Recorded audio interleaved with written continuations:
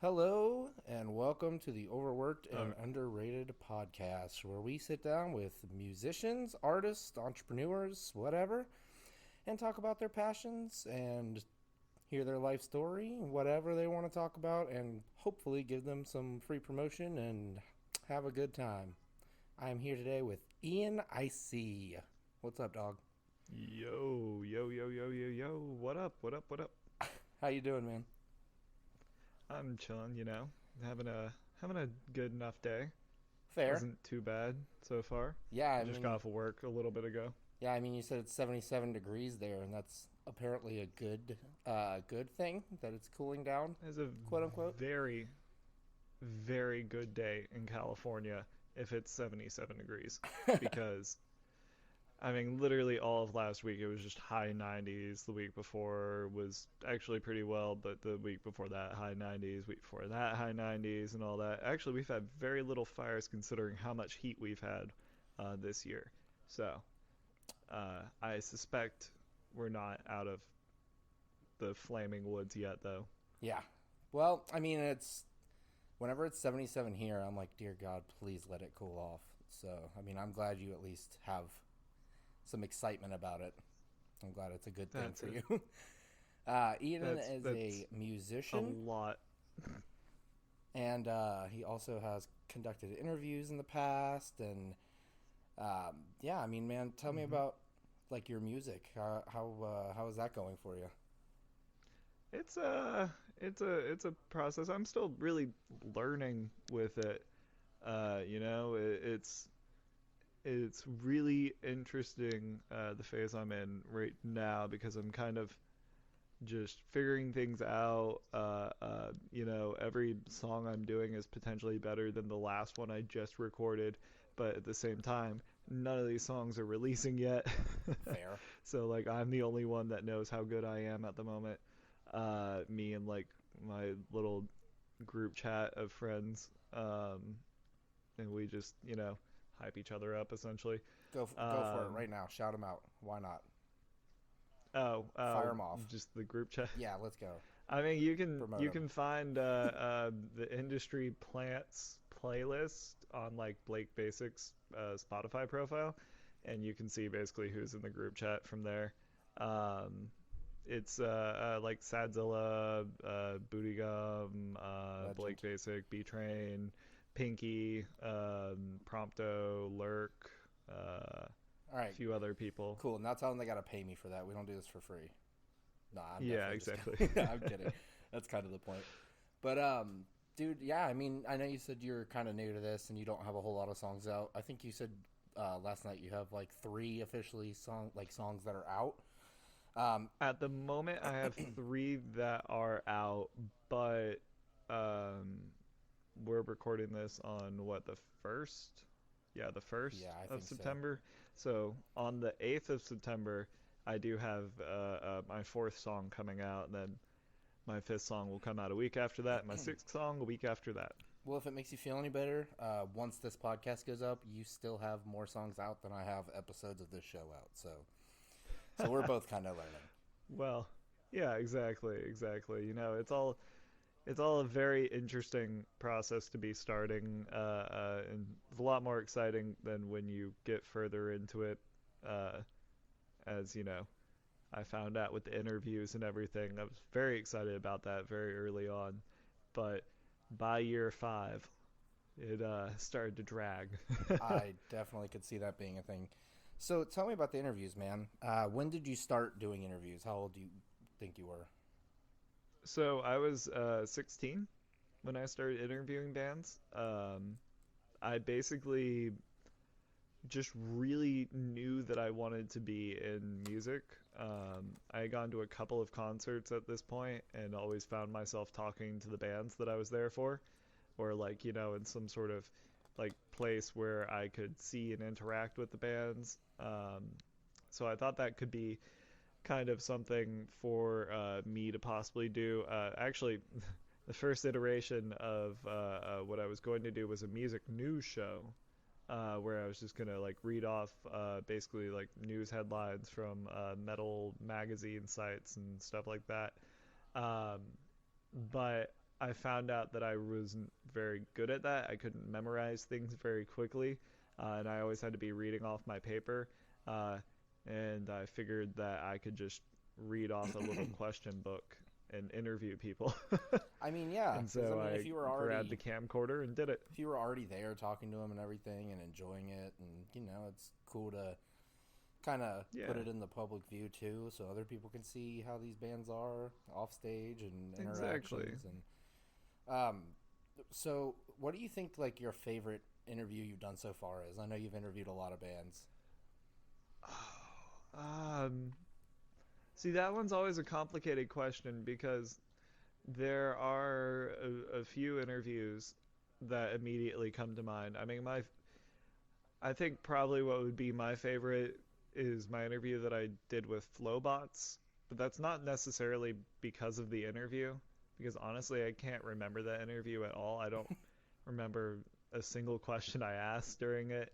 I remember having a very good time with the interview, and then the after of the interview was great. Like I just got to, you know who the Flowbots are, right? Yeah, of course. Yeah, I can ride my bike with no handlebar. Yeah, I love I like the song that. Rise by And them they as have a well. yes, they have a ton of great songs. But yeah, I just like after the interview, I just sat there and we were talking and talking and talking. We kept talking for like half an hour, and then finally the guy Brer is his name. Brer Rabbit is his stage name. Um, he says to us that he's hungry and he needs to go and figure out food. And we're like, well, we were just going to go and get some dinner. Do you want to come with us? And he said, yeah. And so he just got in the car with, these random strangers that he met at the show and left off to go down the road to go get some burgers. And yeah, we just hung out and he really, like, he's a very wise man. And so he imparted like a lot of wisdom on us and was like kind of telling us about life because we were all me and my friends that I was there with, we were all 16, 17, 18. Um, so we had a lot to learn from him. Dude, yeah, that's really awesome. uh, it was just a really really great time. So that would probably be my favorite interview, I would say, that I've done just because of the experience, I had you know. something similar when I saw Hands Like Houses. I saw them, I Okay. think, on like a Rise Records tour, something like that, with like Palisades, and I didn't know who they were. So the set itself, I was like, yeah, this is pretty cool. I like their mustaches, hell yeah. But then after the concert, sorry, I woke up, my throat was just completely fucked, and I don't know why it's been like that ever since. But of course, it just gets All worse good. once we start recording. But they're Use honey. dude. That's a good idea because I like honey anyways, and I actually have some. If you have any honey, just pour it right down your throat. Nice. I've done that before. Back when I was trying to do like singing, screaming type shit. That's what I I do whenever I figured. record. But yeah, their set was okay. Like, well, I mean, it was good, but I Mhm. didn't know who they were, so I was just kind of standing there, bobbing around, chilling. But Yeah. after the concert, I went outside and we were like standing around meeting people, and they were just kind of sitting down down, kind of like behind the venue, all in a circle, and there was a bunch of people outside, and they just played like a whole acoustic set, like 4 or 5 songs, just on the sidewalk with their guitars, and then just like chilling and That's talking to really cool. people. And yeah, I was like, dude, now I have to look into them and like listen to the music because that was just super fun. I didn't even know who they were. Yeah, yeah, that's always a great time. Like it really a lot of, what will bond you to a band is experiences outside of their music. Oftentimes, I find, uh, like my some of my favorite bands that I'm friends with and stuff. A lot of it's, I wasn't necessarily the biggest fan of their music before I had like this experience with them or something like that. Right. Or let's say see, there's some bands that I there's some bands that I only like when I'm seeing them live. Fair. Like I won't throw out any names because I don't want to like throw shade. That's kind of But how I yeah, am with there's a couple Attila. of bands. I feel like I kind of outgrew them a little bit, I can understand but that. I would see them in a heartbeat every chance I get because their shows are wild, super fun. They put on amazing Dude, they shows. really do. I remember back when they were doing Warp Tour. It was on the About That Life album. It was right when it came Yeah, out. I saw They them were on doing Warped Tour Warp that Tour year that too. Yeah, year. Yeah, it was I great. Oh my agree. God. They One of the guys from Attila, I went up to their merch table to go get autographs because I bought their album, and so I just wanted all of them to sign it. And walked up, um, and I got like everyone's autograph in the band at that time. And then one of the guys, I can't remember which one of them it was. It was one of the guitarists. He asked me, "Hey, how old are you?" And I was 16 at the time, so I said 18.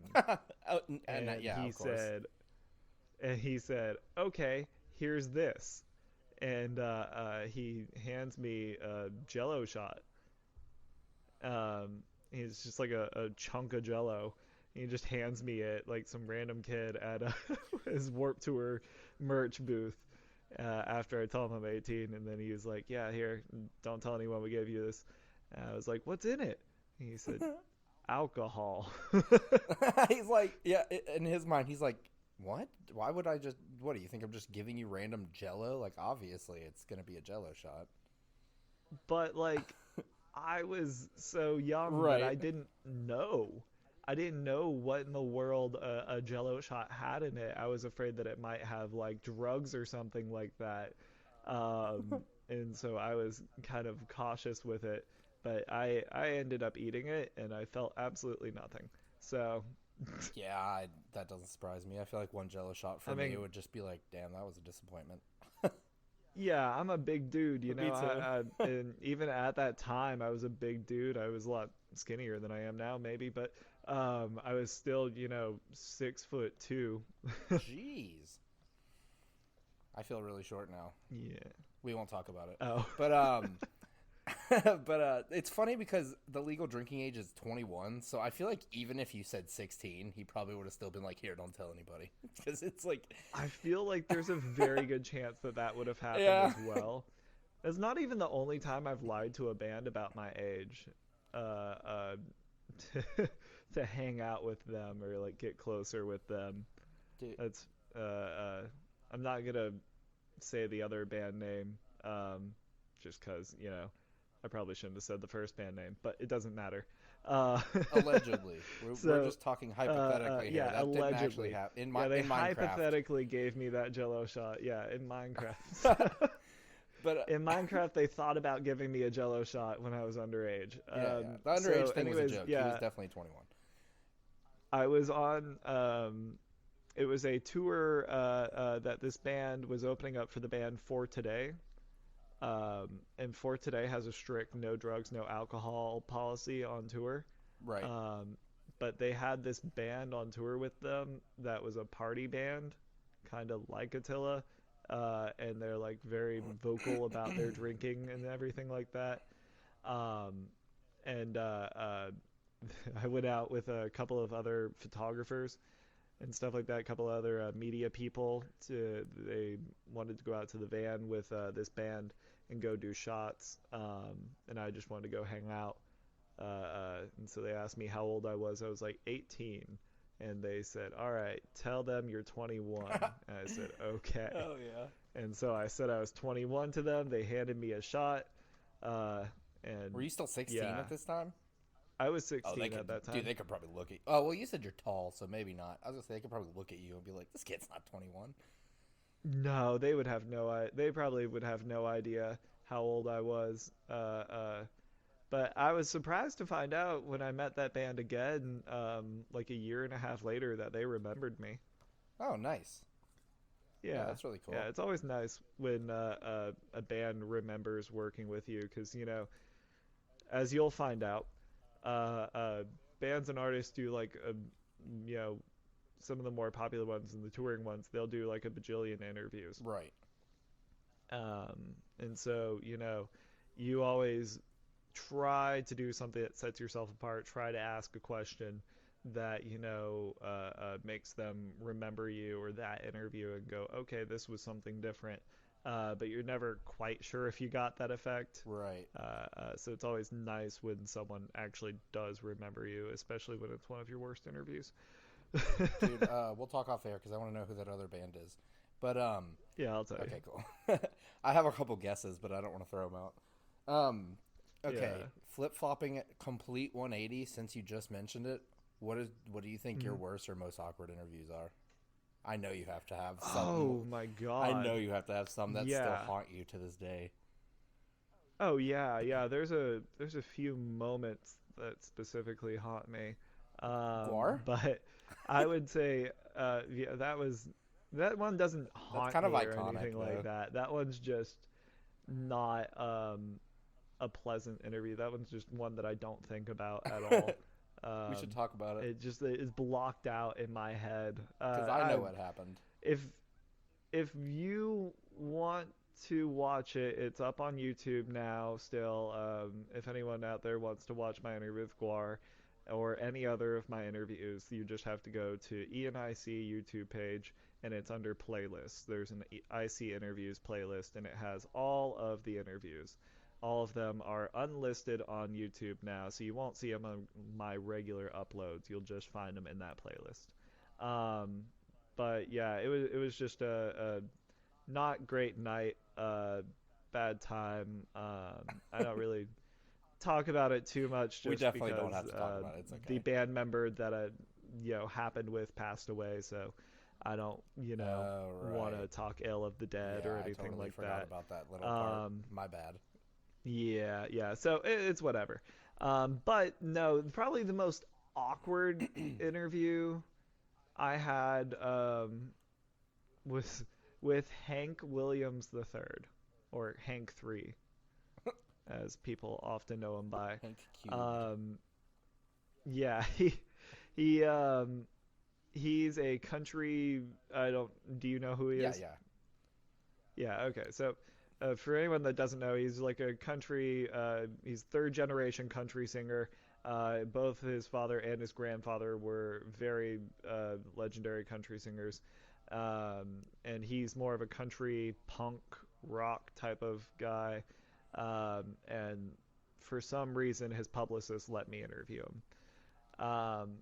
He seems to be one of those people that I don't think likes doing interviews.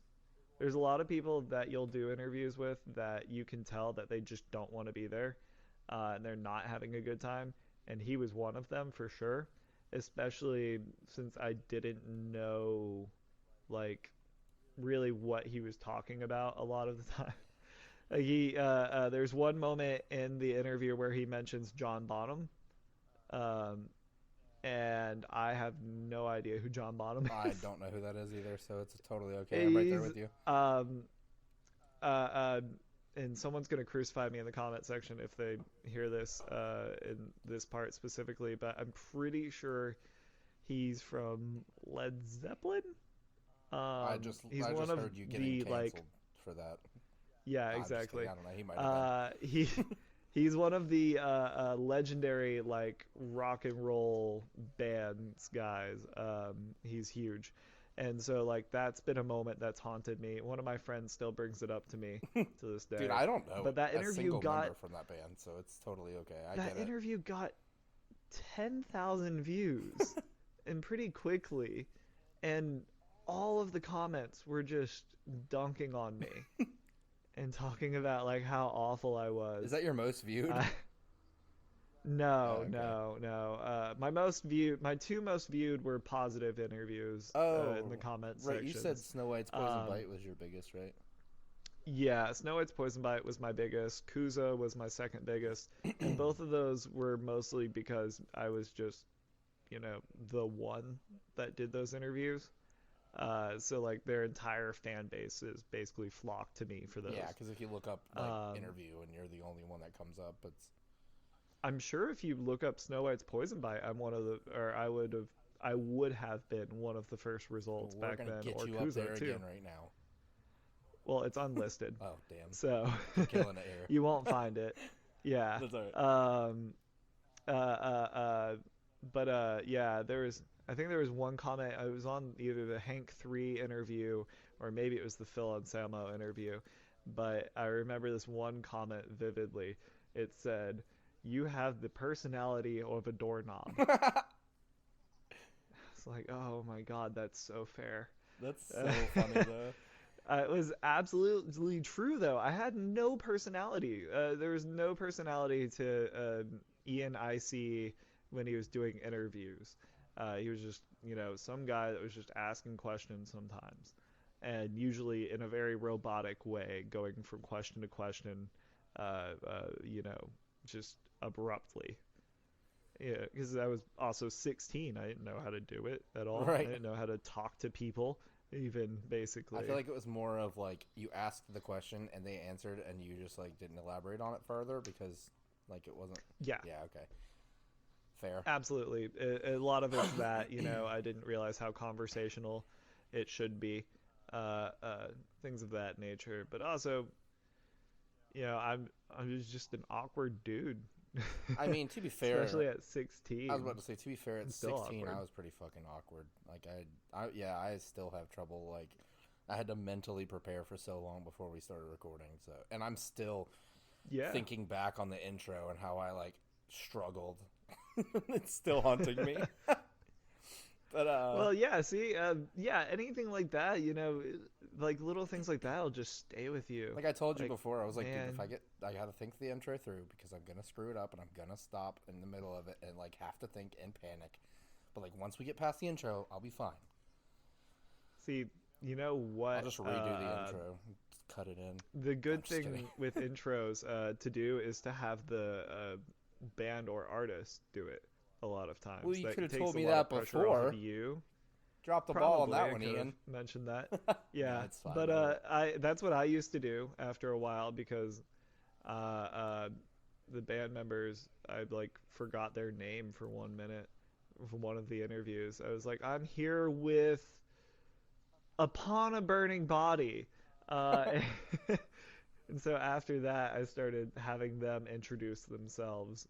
And it gives you a lot more variety too, because randomly some bands will try to do it in unison, and some bands will just do it in unison naturally, and it's crazy. Yeah, that's kind of that would Um, definitely take a lot of stress off me. I'll have to remember that for my next interview. yeah, yeah, little things like that. But I mean, eventually, even if you wanted to do the intro, you would just get it down. Yeah, You develop little habits more or less with your speech and your interviews and things like that. Like I still can probably do my whole little. I used to have a game in my interviews. It was called the favorites, and so before I would play it, I would be like, all right, so now we're going to play the favorites. This is a question where I give you oh man, I can't even remember it now. I used to be able to do it. So I used to hit it exactly 100% the same every single time and just rattle off the instructions. I'm sure once I get into a habit, I'll be better at it as well. Because like this is only my second interview. My first one was like months ago with Pierce. Yeah. But Yeah, yeah. yeah, You'll develop all your habits. You'll develop your questions like that you like to ask frequently and stuff like that. You'll get your whole thing down over time. All of it takes time, and that's the same with music. Everything just takes time to be good, and people don't understand that. And people just want to be good immediately, but it takes a long time to be good at something. dude, yeah. I mean, even like not even just the actual music aspect, but like the editing and the Yeah. like. I'm sure that also is a good part of like making it actually sound good. Yeah, yeah, I think that's definitely a part of it. I mean, I don't do anything with all that. I send it off to people and then they just do whatever with my vocals. Um, but like, yeah, I mean, all of it. I mean, even video games, video games, it takes you, time to get good at. All right, When you were a kid, how good were you at Halo? a lot better than I am now, sadly. Oh, okay. Well, Dude, okay. kids Well, nowadays all at video I games are started like playing crack. Halo when I started playing Halo when I was 5. Oh yeah, yeah. So like, for me, I've improved dramatically. Yeah, no, I was just kind of over making my I lifetime. was kind of making a joke. Realistically, I'm probably a lot better now than I was. Dude, Yeah, kids yeah. nowadays in video games are like crazy though. Like it blows my mind when Oh I'm like playing Rocket League or something, and I get beat by this dude who's named like Fortnite 69, and I'm like, I know he's 12. He has to be. yeah, And he's just like yeah. doing He crazy probably is. ceiling shots, and I'm like, dude, I've played this game for like years, and this 12-year-old's like beating me. I mean, my little brother is they're what are they? They're about to turn 13. One of them, and the other one is 10. And they're pretty good at video games too. Like I was actually surprised the younger one was able to beat Jedi Fallen Order. I was really surprised he was able to beat that game at all Dude, because that game looks I sick. struggled insanely with that game. Dude, I bought that game and then like needed money and was like struggling and had to sell it before I even got to play it. Ah, that's a That's bummer. all right. It's a good game. Yeah, I need to play it. It's a pretty good Dude, one. speaking of It's so hard. speaking of really good games, random tangent time. If you're listening to this, download Splitgate. It's super good. Yes, Splitgate is amazing. It's It's Portal plus Halo. and it's free. It's a great time. Yeah, and it's free at the moment. I imagine it'll continue to be free. I keep getting They ads just for it have on to. Facebook. Yeah, yeah. Well, they probably just have to have a critical mass of users, and then they can, officially just do free to play forever. Um, but I mean, free to play is the better route. For doing a free to play with a battle pass is the best route to make your game nowadays. I agree because Like it when you want to have gets a big game like that. yeah, it gets people playing, and then a lot of people end up liking it so much that they want more skins and more items, more weapons, so they buy the battle pass. And then Yeah, there's a very, very low entrance fee and into then it. you buy the battle pass again when it expires. So over time, I feel like you Hmm. make more money. Like Fortnite, all the people that like buy the battle pass every time have definitely spent more money than if they would have just bought it for like a one-time fee of $60, and they've bought tons of Oh items. yeah. Plus, it Oh just in yeah. general I gets a mean, lot more people playing and talking about it too if it's free. Because like, for example, when like Knockout mm, City was free, it was massive. And then yeah. like once people hit that rank where it's not free anymore, I feel like the game's just like slowly dying, which is sad because that game's awesome too. Yeah. Yeah, yeah. I mean, Rocket League found a whole new life since it went It free to play. really did, and I love and hate it I because mean, it I was felt like still I was doing popular. really well, and then new people started playing it and getting better than me at like in like a month. Well, that'll happen. That'll happen a lot with games. I mean, shoot, I remember I played Fortnite the probably first month it came out with the Battle Royale. I was playing it. I was playing it Um, pretty soon after that, maybe like the first I few I months. was playing it. Yeah, yeah, yeah. I was playing it definitely the first season. Right, me I too. played it probably the most that I played it out of all the other seasons. Me too. And then I took some time off. I took like a few weeks off of Fortnite and I came back to it. And then all of a sudden everyone was building at breakneck speeds God, and I was lost forever. Uh, man, I am horrible at building. I struggle to even build a freaking stairway up a mountain. Like if I have to get somewhere and I'm like trying to build like a little path I to go feel that. up, I'll like build in the wrong I spot feel on that. accident, and I'm just like, dude, I can't even do this. But see, What you got to do if you ever want to play Fortnite is you got to download it. Do you have what consoles do you have? Switch and PS4. Perfect. Okay. So you got to download it on your Switch I if have. you ever want to It's play like a Fortnite. lot of bots. It's mostly children Yeah. that play it because it's the Switch. And so no one really wants to play it on the Switch. And except for, people that just don't care about games and aren't that good at it. And so I've actually had several wins in Fortnite on the Switch, I don't know if I've and I have not been able to crank out a single win on PS4. I have won a lot of duos games on PS4, but I don't think I've ever won a single game of like ones like solo. Oh yeah, I've won probably. I don't know exactly how many, but I was playing at the beginning of COVID quite a lot. Uh, I used to have a roommate that used to play Fortnite. He used to stream. Well, he hasn't been streaming. I just realized that. Damn, we'll Huh. reach out to him and ask I'll him have if to hit he's him up okay. about that. Yeah. Anyways, he used to stream a lot, and he used to play Fortnite and stuff, and I would try to get on with him and have him carry me to a victory.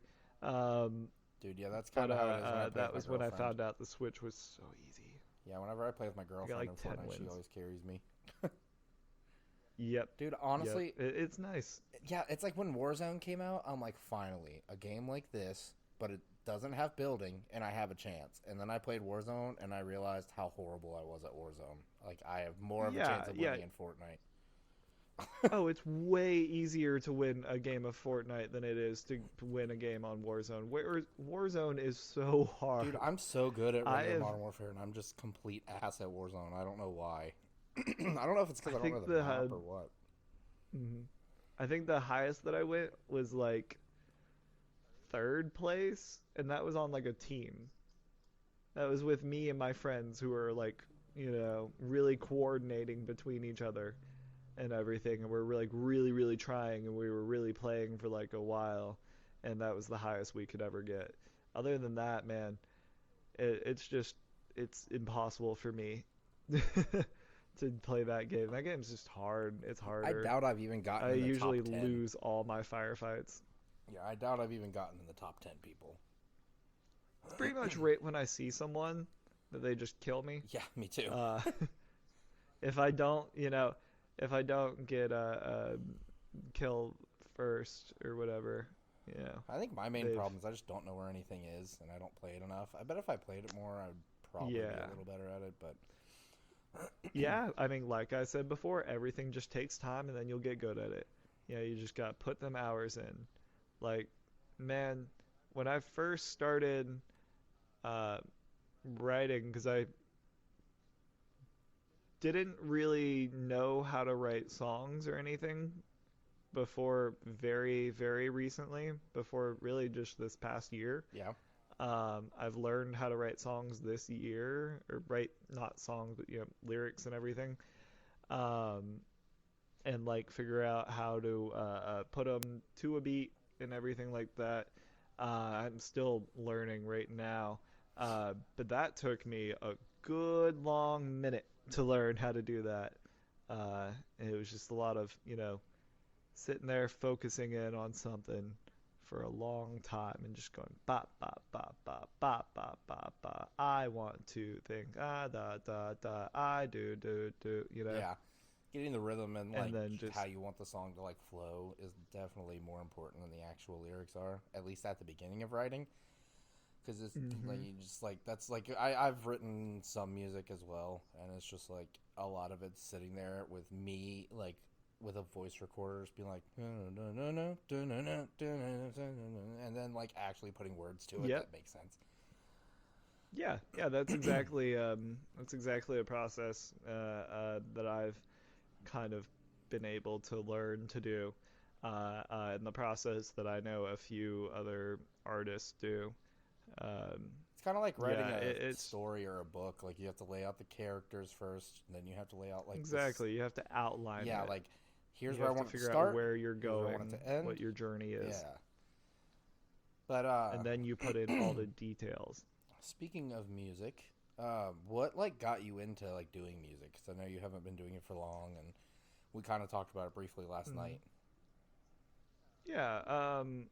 Well, when I was about 10 years old, my dad showed me a clip of Lamb of God, and they were on, I believe it was the Conan O'Brien like late night show. That's They so were funny. playing. That sentence. Um, yeah, it's a really pretty funny thing to think about. But they were playing like Conan O'Brien's show, and my dad showed me them performing, and I was always into metal as a young lad. Um, he's always shown me metal music, but like watching them perform and watching Randy Blythe just scream into that microphone, I was like, wow, I want to figure that out. I want to be able to do what that man right there is doing. And a few years later, when I was like 13, I started looking up YouTube videos on how to I scream, literally was and just I thinking that. watched I a could see you in ton your of them. I could see you in your room just clicking and be like, how to scream, and then I just imagine your Yep. parents downstairs like, what is he doing up there? Is he okay? Go check on him. I looked up a ton of videos on how to scream. Yeah, Like I a had that ton of same them. I childhood. watched so many of them, and just learned many different techniques and like listened to the things that were being said between all the videos, and then practiced it and practiced it for like the next few years. Like just kind of not really very hardcore or anything like that because, you know, you don't really have a place to do that, especially as a kid, Right. because scream vocals are just really loud and crazy.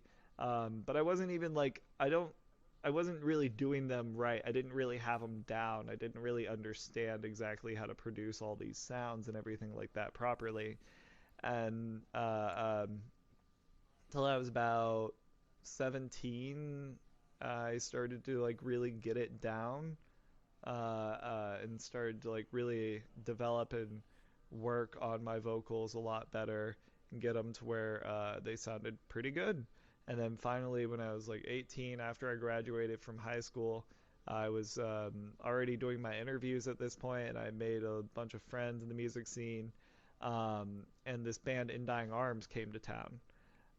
And they have a verse in one of their songs that is a guest spot as Franz from Attila in the album, and so they usually just have someone go and perform it live. Um, and Ryan from In Dying Arms told me to go do that spot, uh, and like was really pumping me up on my vocals and everything like Hell that. yeah. And he's the one that taught me about the honey. And I keep ever thinking since about the I honey, dude. I need the performed that honey. night, the honey is such a I great need it right idea. now. I keep I also have like GERD really bad, so like I have like really bad acid reflux. So like I'm doing that all the time anyways. Gotcha. But I don't. Yeah, like something I ate Gotcha. earlier. Like I'm just sitting here like. I'll turn that down and Yeah, post. yeah, the honey is great. The honey down the throat is really just such a savior. Um, but yeah, he had me go up and do that part from the song, and I performed it, and I didn't even think I was gonna be able to like hold out because it ends on like this long high scream note, um, and I was kind of struggling to keep my breath because I didn't practice this before going to the show. I wasn't really prepared to perform this. I just Right. happened to know the words. Um, and so yeah, I just happened to do it, and I was running out of air at the last scream, and I somehow, some way, just like instinctually pulled it off. I don't even know how I did it, and it ended up being awesome. And I had like so many people come up and tell me I did a good job after the show. A lot of people were very impressed. A lot of people that knew me didn't even know I screamed. Um, and so that was kind of the moment where I knew, okay, I want to do more with my vocals. And so I went and performed with a couple of other friends. Um, Tried to put together some bands over the years, because I didn't think I could do anything solo. Then one of my friends, who was a solo act, a solo artist, he told me that I should just do that because that's what he did after not doing bands for the longest. And it really worked out for him. And so, yeah, I started doing that. And it just kind of worked out. I liked it a lot more doing it solo. Um, Obviously I don't have to worry about other people, Right. other people's opinions or anything like that affecting my art, my work really too much. And you don't have to have And I people can being just like, make my own you don't have decisions. to have people being like, hey, we should do this here. And then you're like, God, that's such a terrible idea, but I don't want to say that and hurt your feelings. And like, that's not my vision. Yeah, exactly, exactly. Everything can be my vision. Um, well, I do a lot of collabs, now, so most things aren't my vision. It's, mine and someone else's vision. You at least have like the final But say on I what you like do, that though. now So and stuff. But yeah, exactly. I always, can just do something super easily too. That's the thing with making solo music, is it's just a lot easier to go in and record something real quick, So what do you do for because like I'm the just instruments one or person. beats? Like, do you just buy them or have somebody make them for you, or do you like make them with computer It generated depends. stuff? Yeah, it depends song to song.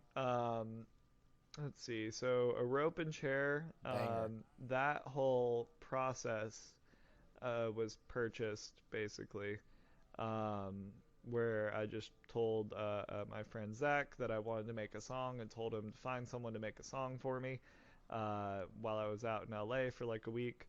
And he said, "All right, I got my friend Brian. We'll do it for this amount." And then I gave him that amount.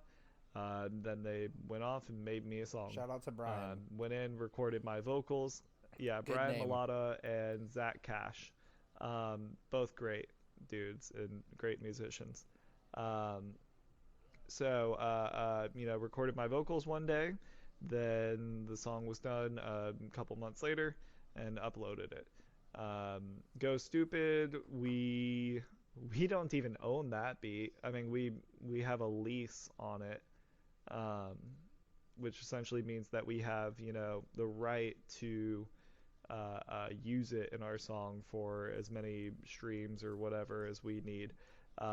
But fun fact, that means that anyone right now can essentially go out and use that same exact beat on their own song. That's kind of funny if somebody were to do that, and then you could just be like, "Hey, It nice song, happens. buddy."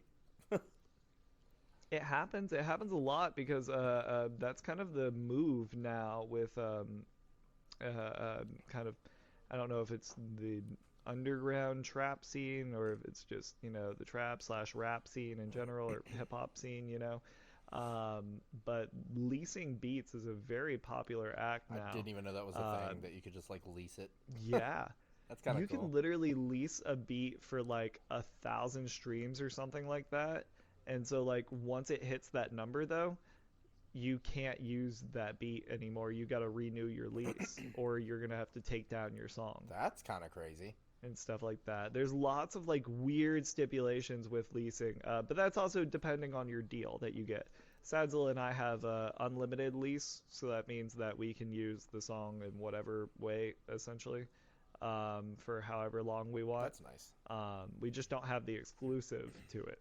Um, so for my songs going forward, though, most of them are made by my friend Travis, who is going by the name Internet Diss as his artist name. He's really awesome. He's a producer. I record with him as well, um, and he makes a lot of my beats, or we'll even make them together. Like my song that I got, Burn, the one that comes out featuring Oni Inc. and comes out on September 8th.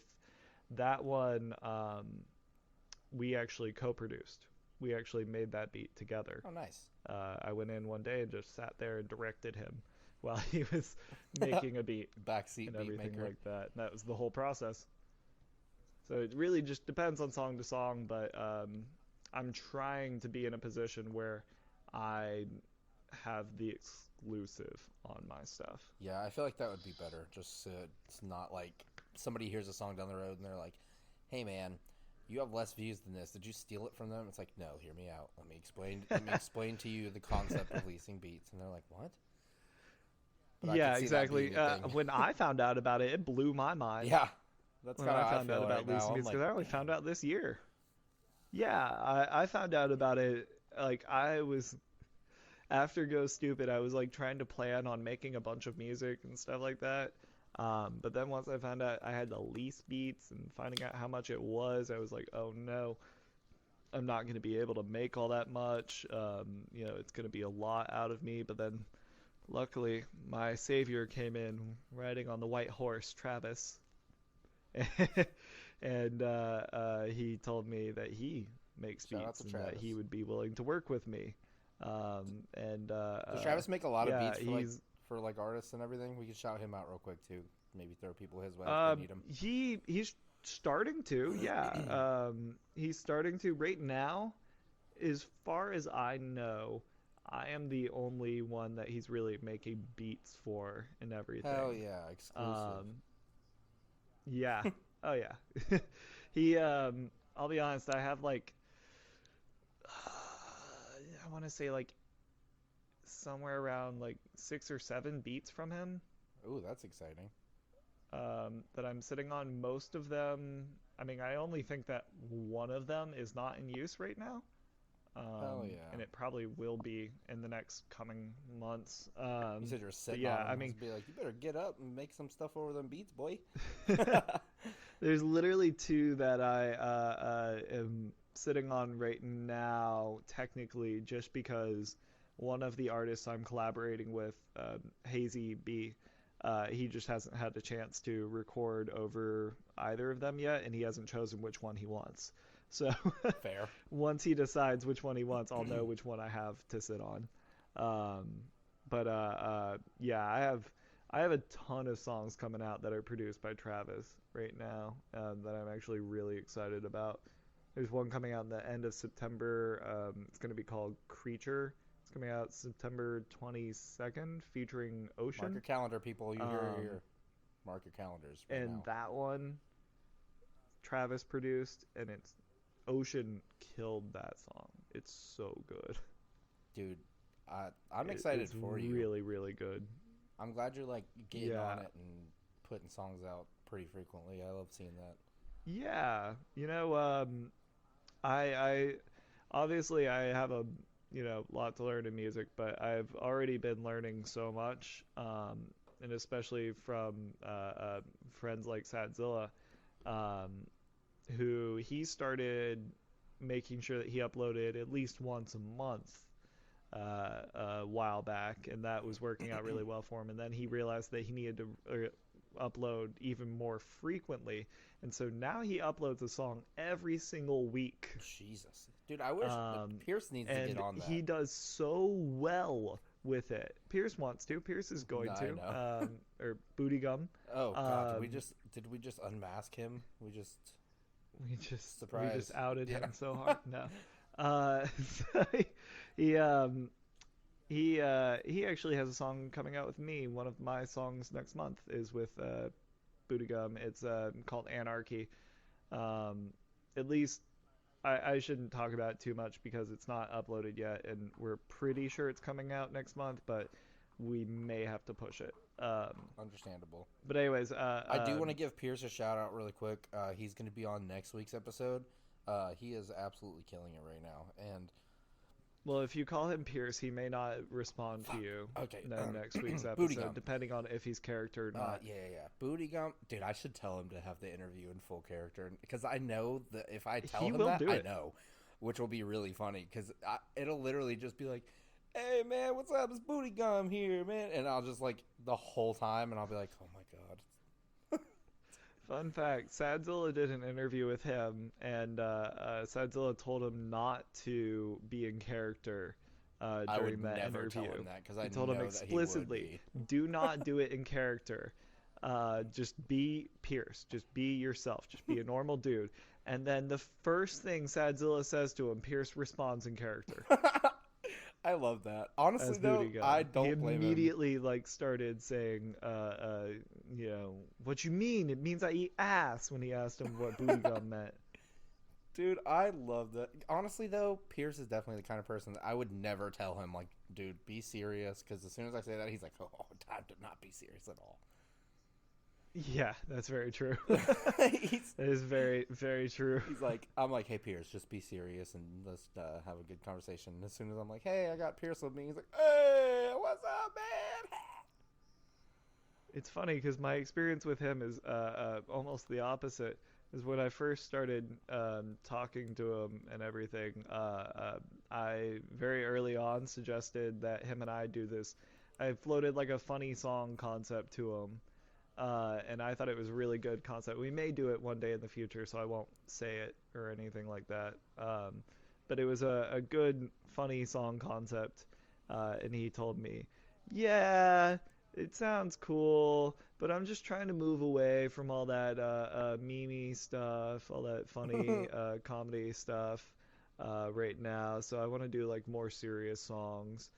So I don't know. Dude, that's So really funny. yeah, Um, kind of the opposite effect there. One Um, more thing about Pierce killing it. I don't know if mm, mine and Pierce's episode will go up before this happens, uh, but mm, we probably will still talk about it on the show. But just in case, Pierce is opening up for Attila on September 10th in yes, and I agree in that Nashville, you should go and Tennessee. see it. Everyone listening. So if anybody hears this and lives in Nashville, go see Booty Gum live. You will not regret it. He'll probably play a lot of songs that aren't even released yet because there's a lot of Hmm. them that aren't released. Yeah, yeah, and just make sure if you like get any sort of saliva on you or anything like that while he's performing, just wipe it off quickly because you don't want that. Yeah, you talking about Pierce? Yeah, Yeah, yeah, yeah. yeah, Okay, yeah, so yeah. if he gets any spit or Yeah. saliva Just on you or sweat or anything, yeah, just remove it very quickly I would from your recommend body. bringing either a Ziploc or maybe like a little container. Wipe it off immediately, put it in the container. You never know what that could be used for in the future when cloning happens. If you want your own little booty Oh, that gum, that's didn't another even think idea. about Oh, that. I always think about it. I was making a joke that he was diseased, Yeah, no, I but know. I know. mine's mine's much less fun than yours. Yeah, well, yeah. I mean, if you want to clone your own little booty gum and have them running around your house, like, "Hey, man, what's up? Oh I my eat god. ass." Like, who doesn't want that? Just imagining a little like in full character booty gum just running around just like in a little like 2.5 foot I was gonna tall say it'd be even funnier version if of he was him. tiny. Just jump up and Like like, literally, "Hey, but to scale though. ass." Like same proportions and everything, just shrunk down. Oh my god. I Like want one. have you seen Ant-Man? I have seen Ant-Man, but I don't remember it a whole Uh, lot. I was like half Did paying you see attention. the second No, I one? have not. I haven't watched Okay. a whole lot of In the the Marvel second movies, one, honestly. In the second one, he shrinks down a little bit, not very much. His shrinking technology kind of is on the fritz, and so he shrinks down to like the size of an 8-year-old, and that's just what I'm picturing. An adult like with the same proportions, but that size would be like Yeah, really funny. it was literally Paul Rudd, like, but like the size of an 8-year-old. It was just hilarious. It was a But great yeah, scene. Pierce is definitely killing it, and I'm really happy for him. And everyone, go stream Yeah. all of his songs. We need to get him to 1 million. He said that if he hits 1 million streams this year, I think he said of all time, but I will we'll figure that out. He said if he hits a He at million least said if he streams hits 1 million streams this year, he will lick a he will turd, lick right? his own turd. Yes, and he has to video it. So I'll have that to use against him for the rest of our lives. Oh my God. Speaking of turds, did you hear what happened? No, that's very I vague. think it was yesterday. Wait, what? I think it was yesterday that it happened. Yesterday being at this point August 31st. Okay. There was a Turnstile, the band Turnstile, the hardcore band. Okay. They were playing a show, and Oh God, I kind of see where this is going. someone just like dropped a turd during the One show. of the band members? Nope. Someone from the crowd. I guess it ended up on stage somehow. Dude, what? Um, but yeah, someone just like laid a brick in the turnstile pit. They Dude, were saying, and just like that's fucking yeah. metal, dude. And then I God, think it was that's the venue owner was like looking for, or maybe it was like the band guys are looking for whoever did it, because they want to kick him out forever. yeah. I mean, God, how do you I mean find who did that's that? unhealthy, but How do you find it? Just yeah, have them lined that's up at not the a door. good move. Security guards are like, "Show me your underwear." Look, I think It's Always Sunny did a whole episode about how you find out who pooped. Oh my God. You don't? Do you watch that one? No, I have not. But you can explain it to me if you'd like. That sounds funny. It's Always Sunny. They have an episode where it's called "Who Pooped the Bed," And it basically explains that a few of the people were in this bed together, and someone laid a turd, and they found it there when they woke up. And they tried to figure out, the entire episode was like them doing this really drawn out, exaggerated detective case, trying to figure out which one of them laid the turd. That's really funny. Mm-hmm.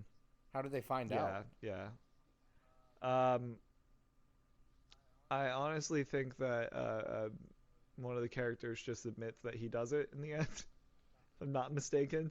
He's like, yeah, I did it. That's He's amazing. like, I thought it would be funny. Dude, They had, I want you to know. they had all these crazy motives and everything. It was awesome. I want you to know that I had to look it up real quick to get more information. And on Loudwire, there's just like this news article, and the picture for it is hilarious. It's like the band on the left, and the right half is like a turd with a bow tie and like this weird looking face. Like it has a face, and it's just like not a real turd. It's like animated.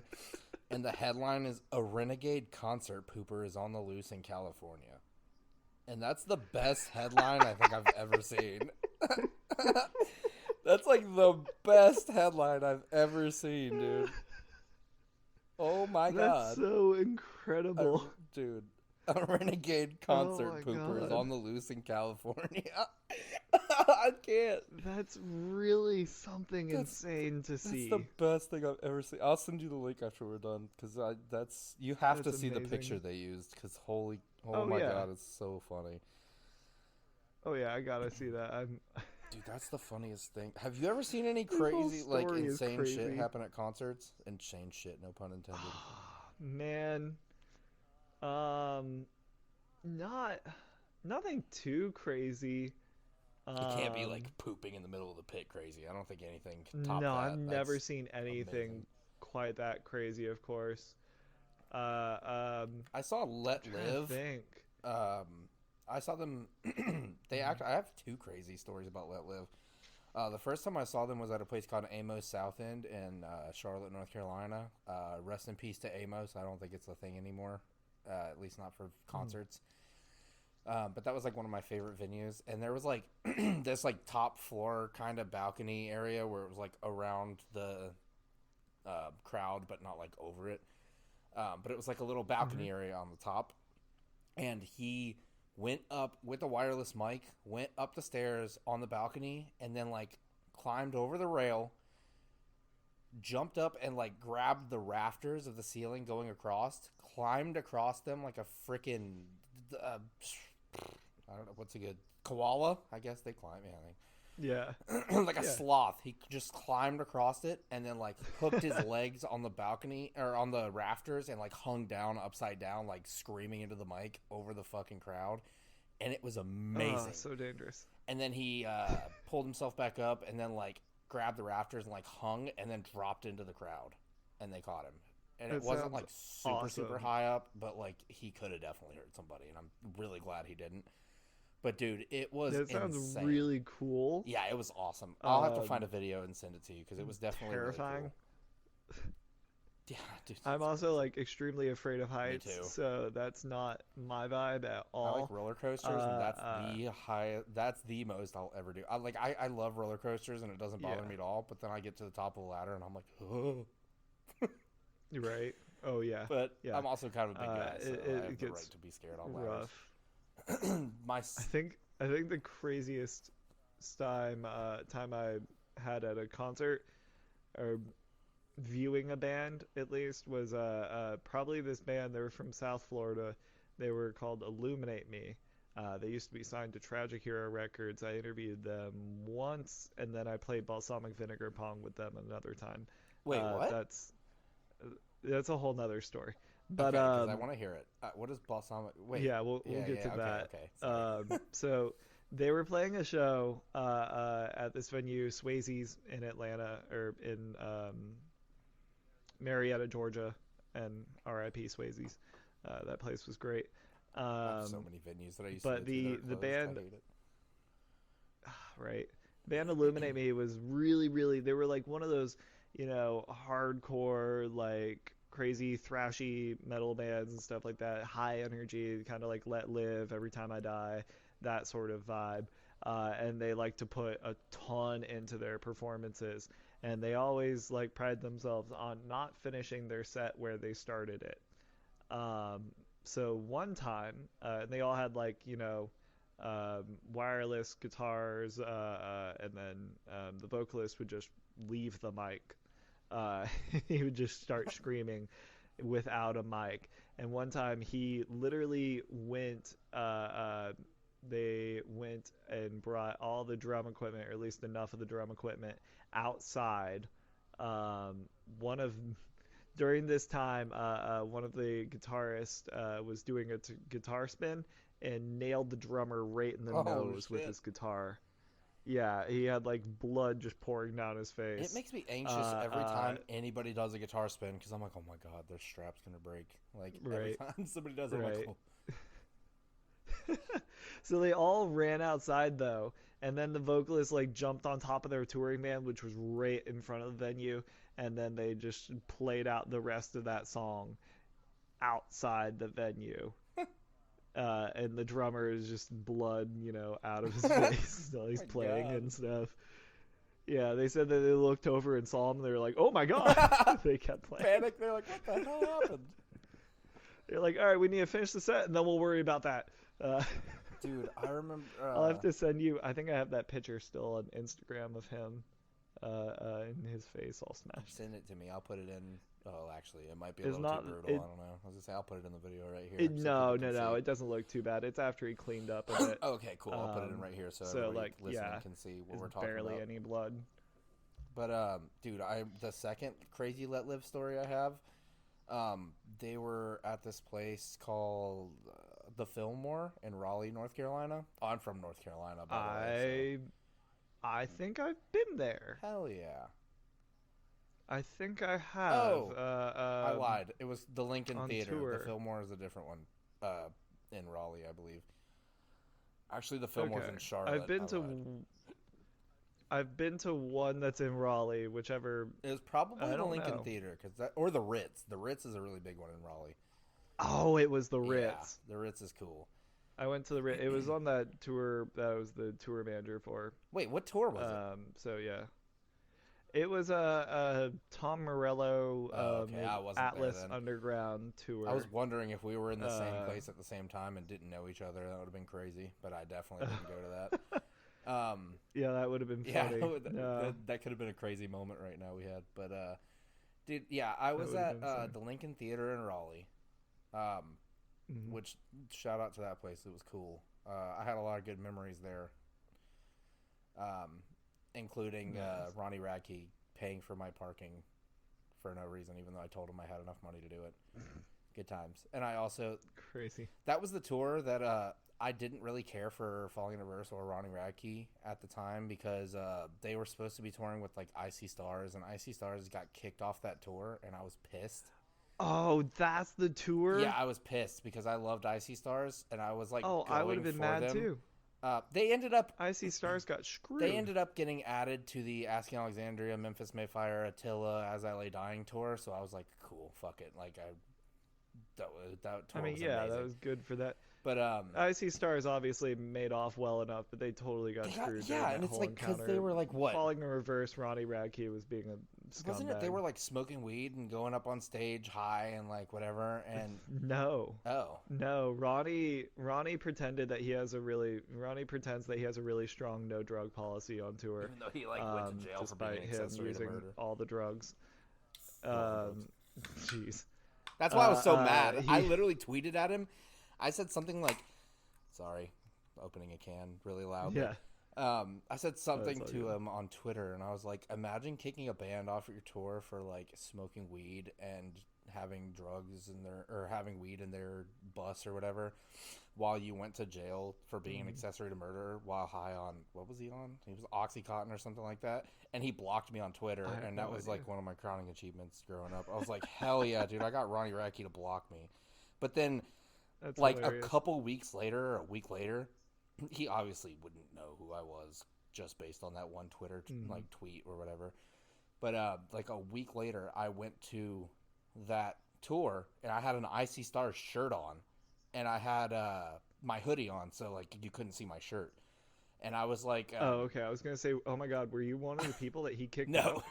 but no, it was funny because I like parked and I was waiting in line, and then I had like cops were walking around the parking lot, and they were like near our car, and I went over. I'm like, hey, what's up? And he's like, oh, we're gonna need you to move our car because at a certain time you have to pay for parking. And I was like, oh, okay, cool. And like while I'm talking to the cop, Ronnie Radke like came up, walking up, and he's like, hey, is everything all right here? And I'm like, yeah. He's just telling me I have to pay for parking or move my car. And he was like, oh, how much is it? And I was like, oh, I don't know. It's like $5. I got it. I got it though, man. It's not a big deal. And he's like, no, here you go. I got you, man. And like gave me $5. And like I was like, oh, sick. And he's like, yeah, dude, you here for the show? Who are you excited to see? And I was like, oh, I'm kind of excited to see everybody. And he was like super fucking nice. He's like, yeah, well, I'm glad you came out, man. Thanks for coming and supporting all of us. And then he like hugged me, and I was like, dude, that's really funny that I just got blocked by him on Twitter like a week prior, and I have an I-Cee Star shirt on right now, and I was ready for war. Oh man, Yeah, I was like, damn, I kind of feel like the dick now. Hated him. I absolutely hated him. I mean, I still don't love him. I don't like any of his music, to be honest, anymore. But I also shouldn't talk too much trash because he is friends of friends, so I could be around him one day. Fuck Ronnie Radke. Ian said it first. No, I'm just kidding. No, I don't mind. I don't want to like ever be, buddy with him and have someone go, hey man, I remember that time you were talking trash about him on this podcast, like 4 people will watch. But dude, honestly though, I loved when he put out the I Wash Cars I-Cee Stars diss track. Did you hear that? No. Dude, yeah, you need to. It's a diss track, and it's called I Wash Cars, and it's all about that band. How does he put out a diss track on I-Cee Stars when he is the one that screwed them? Yeah, I don't know. Like, he allowed them on the tour for so long and stuff like it. It was, I think Ronnie Radke's solo rapping is just basically a diss track to himself, like pretty much. He's so bad. I know. Some of it, okay, so bad. I'll admit, I love a lot of the songs on Fashionably Late. There's only a couple that I don't like, and I like his rapping parts, even though it's the whitest shit I've ever heard. Like the most nerdy, like just yeah, I don't know, like and people always make fun of people being like, oh, nerd. It's stuff like his that makes me really want to work on finding my own rap voice before I start putting stuff out with more of a regular voice rap thing. I mean, that's the whole reason why I do my style of vocals now is just because I don't have, a rap voice or anything like that. So I try to do something that's closer to a middle ground between a scream and rapping. Right. Like a regular voice rapping, so that way people can more understand me, but at the same time, I don't sound like some loser. Right. Instead, I just sound like a psychopath. So it's fun. Yeah. And to clarify, I wasn't trying to be offensive by saying he sounded like the whitest shit I've ever heard. I wasn't trying to be like stereotypical, but like you know what I mean when I say like he does the classic like nerdy white kid trying to rap. That's what he sounds like. Yeah. Because there are very good cars. There are very good white rappers out there. I've got hoes and my yeah, cars. There are very good white rappers out there, but he's not one of them. But I mean, Yellow Wolf, Ritz, Eminem. Yellow Wolf is awesome. Just off the top of my head. I would say also Logic is pretty good. G-Eazy is all right before he turned into every other rapper out there and hit the mainstream too hard. I love G-Eazy everything until or everything, including this album. When It's Dark Out. When It's Dark Out. Yeah, that was the last album I liked. Yeah, that album was incredibly good. Oh, and he did that collab EP with after that, the Step Brothers EP. Oh yeah. That was really good too. And then after that, he put out the album where it's like, I can't even think of what it looks like, but it was super poppy. Yeah, though, it was just sounded like every other song on the radio, and I was like, oh yeah, man. it was just a bummer at that point because he was something. I don't even know what it was because it wasn't like G is necessarily the most like, you know, uh, uh, different artist ever. Throughout his whole career, he wasn't really doing anything too different or anything like that. Right, But yeah, it he wasn't just crazy, but somehow it was. was like Yeah, it was just it was different unique. enough. It didn't sound like every other song on the radio. Exactly, and now it's just boring Yeah. and stuff. That's a position that I don't want to be in ever. You Like, can even like it's really funny as making music. Like, you have to kind of consciously fight between wanting things to be commercially acceptable and wanting it to be the way that you want to hear it. right. Maybe what he Because wanted. obviously, if you make something, I mean, maybe what he hmm? did want was the same sound as all the radio stuff and like completely like commercialized. Yeah, Like, good for him if that's what he wanted. But like, I feel like, in my opinion, that's a really good example of somebody who quote unquote sold out. yeah. I mean, it's definitely probably the label controlling most of his sound and everything like that. Them just telling him what to do, what he can do, Right. and all that. Um, him just them lining him up with the producers that they want him to work with and Dude, we everything. were talking about I mean, that's the same thing that happens with a lot of we were artists. talking about white rappers, and I can't think of who this person is. They're so good, and I can't think of. Oh my god! I just Token? almost started playing a song. This is so professional here on this podcast. I went to my Spotify and I clicked on a song, and it just started blasting immediately. No, dude, not Token, but yes, Token is so good. I love Token. But no, he like does like Christian rap as well, and I can't think of his name. Oh, But God, it's gonna bug me. I have to look I it think I up. know who you're I talking about. have My to. wife likes him. NF. Yes, it's NF. Thank God. No pun Yeah, intended. my wife has told me that he's a Christian rapper or But he's something not like before. super religious in I his didn't know actual that. music, though. It's not like shoving it down your throat. Like, you could listen to like a whole Yeah. CD of his and not realize that he's talking about like Christianity indirectly. Yeah, But like he's As I Lay very Dying or one talented. of those other early Christian metalcore As I Lay bands that's Dying is not a really under funny oath. example, just because the lead singer hired an undercover Yeah. cop to kill his wife. Yeah, I know. I That's so know. crazy. Yeah. Dude, I remember when I first heard that, and I was like, Yeah. aren't they a Christian band? And it was just I so crazy. think I was like, dude, what? Man, I think that the situation's kind of sketchy, to be What do you mean? honest. Um, his whole getting caught with the undercover cop and everything like that. I always thought it was kind of fishy and like it was probably a lot of entrapment from the police. Oh. Um, Like he didn't because actually try to hire somebody and they took his words out of context or something? I mean, well, not necessarily that, but like, that he was probably like, gosh, I'm not very happy with my wife while, all steroided up. And then someone's like, hey, man, you should kill her. I can kill her for you. Like, I have a feeling that it was something like that, where this guy was probably pushing him like, yeah, man, I can do that for you, But I feel like even if you could get Even if it is, pushed I know it's into- not a great move. Yeah, I was just like, even if you could ever get pushed into doing that, like, yeah, if you're on Mhm. steroids, I could see you maybe not thinking completely clearly and having a little bit of like, they say Yeah. rage and like is a common thing in that. Well, that's the only reason why he wasn't sent away for longer was because because they proved that he wasn't in a stable mental state. Where is he at right now? Is he still in jail? Probably. No, he is not. Hell yeah. He has been out for a good minute. He has released a whole nother As I Lay Dying album. Oh, wow. The whole band's back together. Oh, good for them. They went on tour in 2019. I saw them on tour in 2019. Shout out to his wife. I honestly didn't realize that they had like came back and that he was out because I don't follow them very closely. I literally only saw them live because they were with like all the other bands that I actually cared about.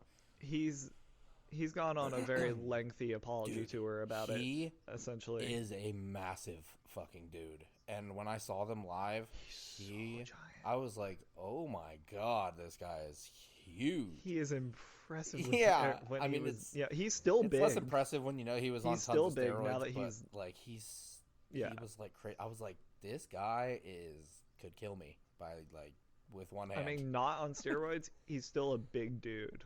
Like, what's funny? Fun fact about why Tim Lambesis was let out of jail a bit earlier than you'd think he was.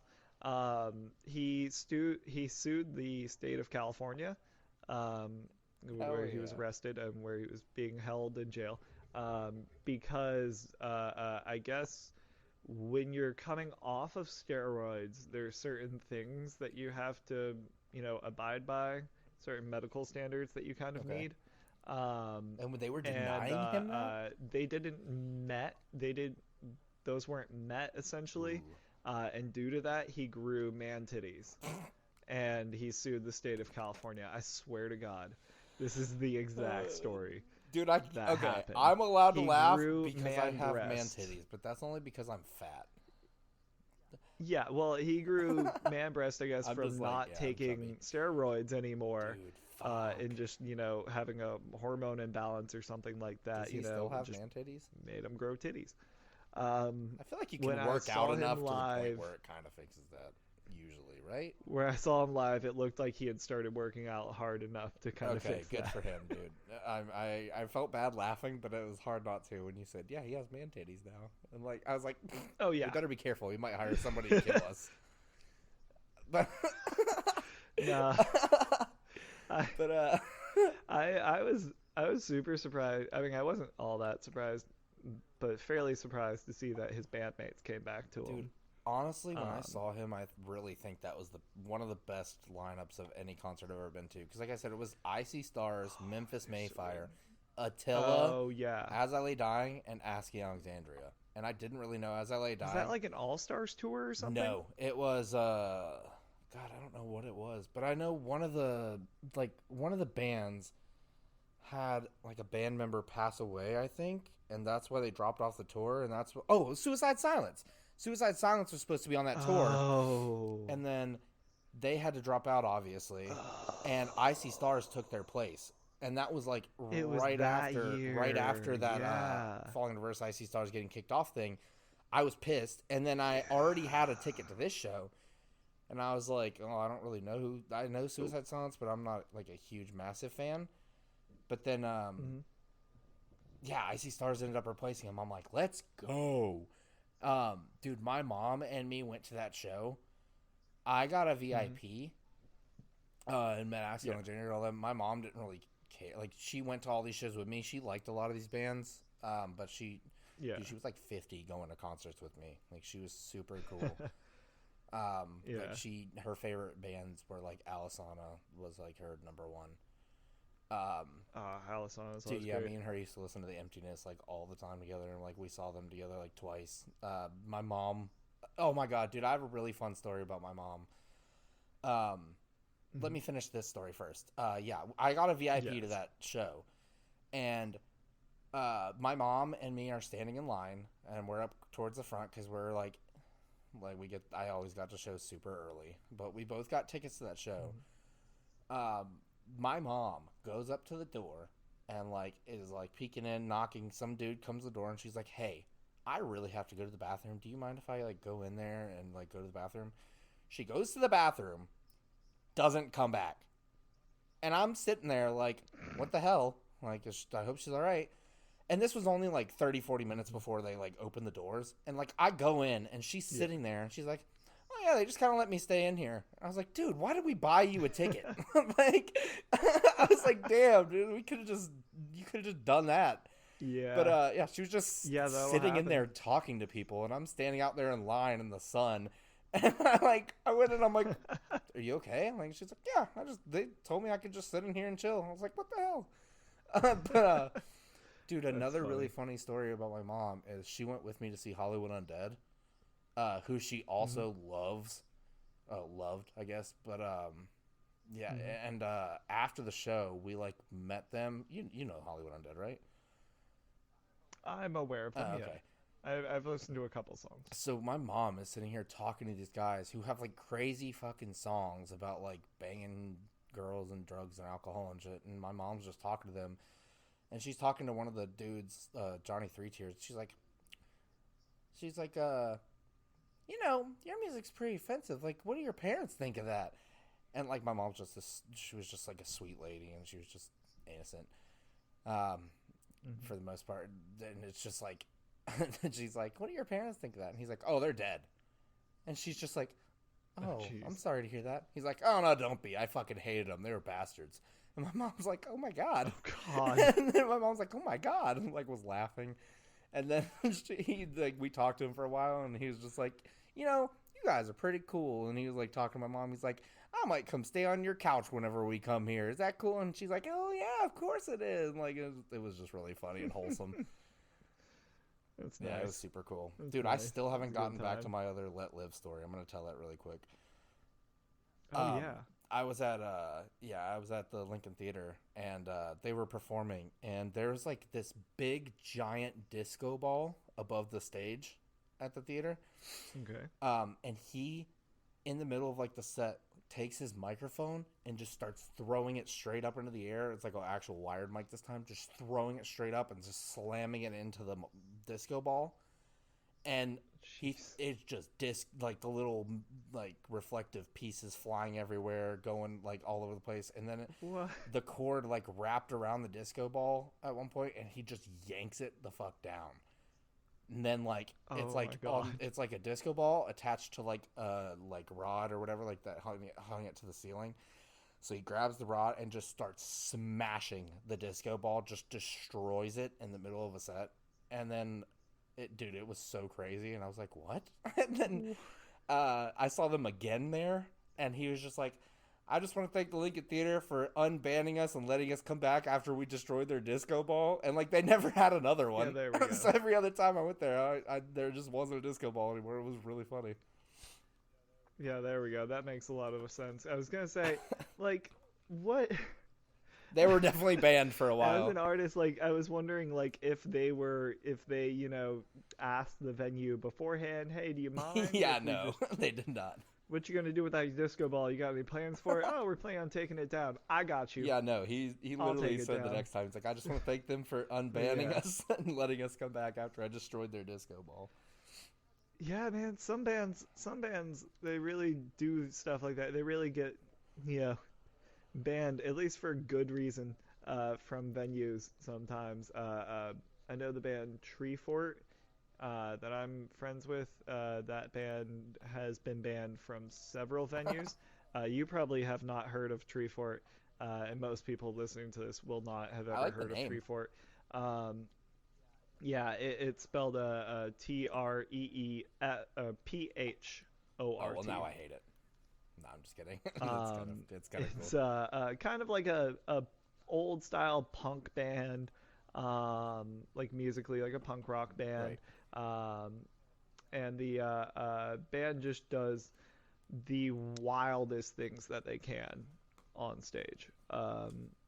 Usually, two of the, and this was back, before gay marriage was legalized, that I was seeing them. So this was a little more wild back then. It's a little less wild now. But the two guitarists would start making out. Hell They were yeah, I dudes. love that for them. One of the guys in the band would like drink like a 2 liter of soda and just vomit like just Oh my profusely into a god. trash can just on stage. And then there was always one point during the set where Lee Satterfield, their lead singer, would he would Oh god. get down, he would lay down on his back, take off his pants, he would be wearing underwear, Darn.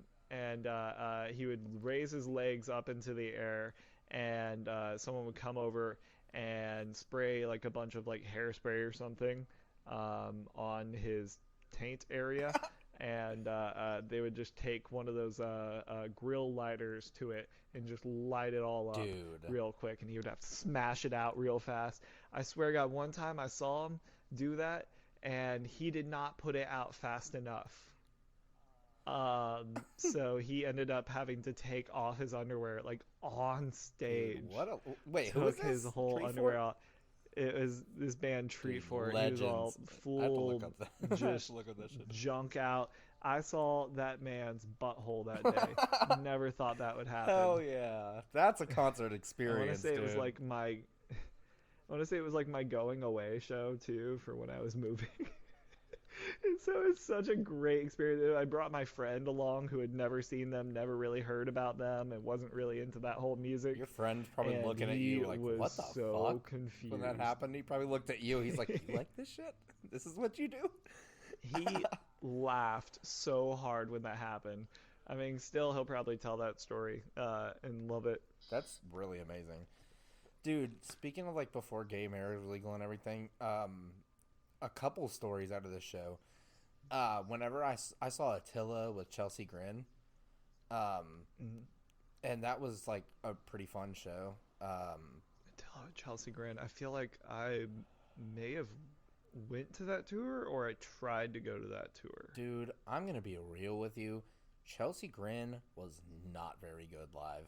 When like, it literally sounded like he was just screaming "rah" the whole time. Like everything sounded like rah rah rah rah rah rah. Like I couldn't understand a single word. I went to the Some bathroom. bands are not very good. When I went to the live. bathroom, I could hear it more clearly because I wasn't out there. Like I could hear it like as like kind of an echo, Mm-hmm. whatever, and it still sounded like he was Mm-hmm. just saying the same word over and over again. Their actual energy in their show was fine, but I did not think the vocalists sounded very Yeah. good. But when I went to that, there were, you know how you've heard his song? I don't remember it's like I don't remember which one it is, but he says, "Hey, Westboro Baptist, fuck you too. Come and protest." Oh this." yeah, call out. Yeah, call out. I knew it was call out, but I didn't want to sound stupid. Um, Westboro I Baptist remember Church that one. was protesting all around outside the venue. That was at Love it. Green Street in Greensboro, North Carolina. And I don't know if they were at a bunch of other Love shows, that energy. but if they weren't, I am so happy to be at at that moment where that song came from, because like I literally, there was tons of people that were like metal music is a sin, like on signs, and like Mm-hmm. being gay is a sin, and like all this crazy shit, and they were just all around the venue protesting. And I just walked by them in my Attila shirts, and they're like, "Hey, are you going to the concert? Blah, you shouldn't go there." And I was just like, "Okay," I just kept walking. Like, but another crazy thing that happened on that show, and it kind of happened as I was leaving, so I didn't really see it, but I had heard about it. Like, I was kind of near where it happened, and I saw it from a distance. That crazy shit was happening. Like a bunch of people were crowding around, and like, um, and then on my way home, like leaving like 10 minutes later, as I'm leaving, like I see like 2 or 3 cop cars flying down the road with their lights and sirens on. It turns out some crazy drunk fucking guy was like banging on Chelsea Grin, the People's like tour bus, and like banging on the door. They open it, and he's like trying to get on the bus, and the dude from Chelsea Grin kicks him, I think in the face, just straight up like this is Sparta type shit. Kicks Spartan him off kicks the him. fucking bus, and the cops came. That's amazing. And I heard about it after the fact. Somebody's like, "Hey, did you hear that dude from Chelsea Grin got like taken to jail?" Whatever. Like, What? and I was like, "What?" I was like, "Dude, I literally saw cop cars flying by as I was leaving, and like, yeah, come to find out that's what happened." I was like, "What the fuck?" That's crazy. Yeah, dude, it was That's crazy.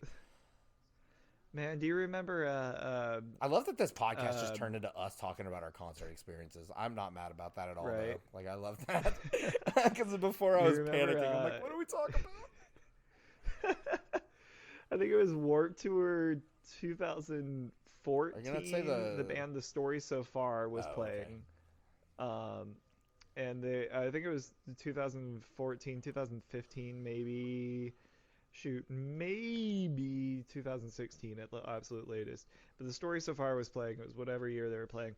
And there was a security guard at one of the days of Warped Tour. You know, remember like the security guards would stand there right between the barricade yeah. and the stage, and they would catch crowd surfers and just put them down, Right. you know, and move them along. There's one guy who like was super rough with one of the crowd surfers and like hurt them. Damn. Like it was like pushing them and everything. It was not cool. The guy was not cool at all. And then all of a sudden, the one of the guys from The Story So Far saw that, and he dropped his guitar, jumped off stage, and started fighting that security Holy guard. shit. That is The middle of so the set, the amazing. entire band jumped down and jumped that security guard. Dude, I And bet there's videos of that. when I I need to look it up. asked, I interviewed the story so far like 2 weeks later at that Warp Tour, at that year's Warp Tour, and they said that they were unable to answer any questions about They're that event. probably still in like legal. Uh, Yeah. exactly. They're probably still in some sort of litigation with it. I'm sure Warp Tour told them don't say anything about it. But I mean, At the same time, they're it probably was like, whatever the guy did, he deserved to get jumped. I can't remember exactly what he did, but he was super rough and I aggressive can like this imagine it girl just or being some something. scrawny person that he just throws to the side and ends up hurting. Yeah, But exactly. if they jumped Exactly. him, it was. I have to imagine that that he was probably it was being the kind of rough greatest with other thing. people before that too. So it's probably just like snowballed into that. Dude, It was the greatest thing to I just had watch. like a random flashback of when I saw Family Force 5 at Warped Tour, and it was one of the best experiences ever. Dude, lead singer, like got into a giant inflatable hamster ball and rolled around on top of the crowd, and it was so fun. Oh, that's Yeah. great. That's awesome.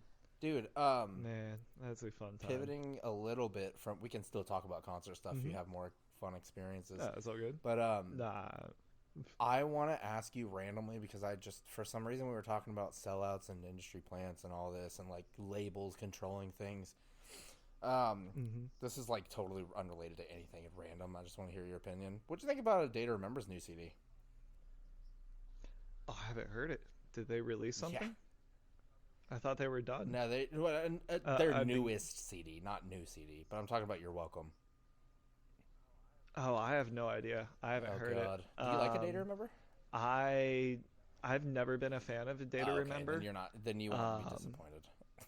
I was curious because I yeah, figured you wouldn't I, listen I've to them, dude. They not even their biggest stuff I was really a fan of or anything like that. It's just one of those bands where I don't. There's no real reason that I don't like them. It just doesn't click with me, you know. fair. There's a few bands like that, like The Word Alive is one of those bands where there's literally nothing wrong with The Word Alive. I don't have any particular like gripe with them or anything like that. I just don't like listening to their music, like just Fair. sitting here on a random Tuesday. I have some I bands like will that too, see them live. That being said, The Word Alive is a great live band. dude.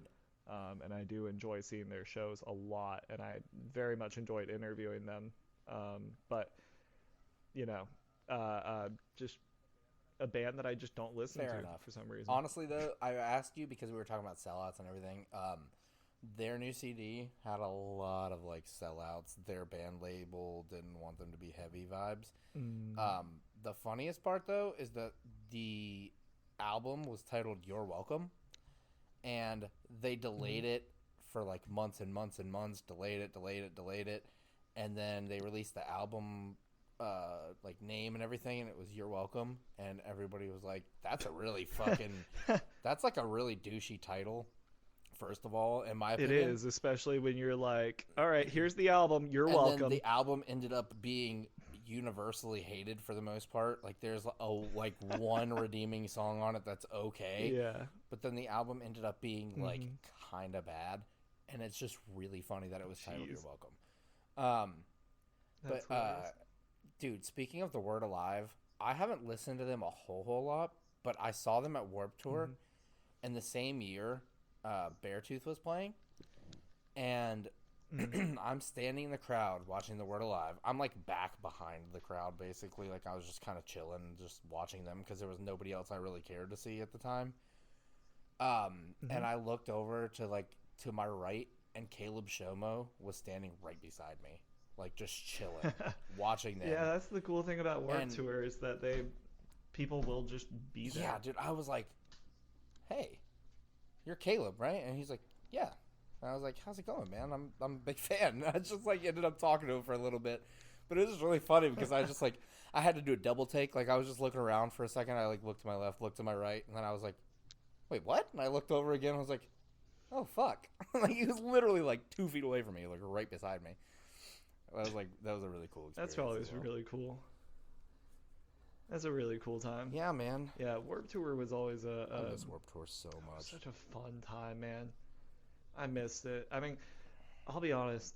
the last few Warped Tours I went to were not nearly as fun because I mean, as you might find out, if you do ever, if Warped Tour ever comes back, or you get to do a festival or anything like that, festivals interviewing is very, very intense.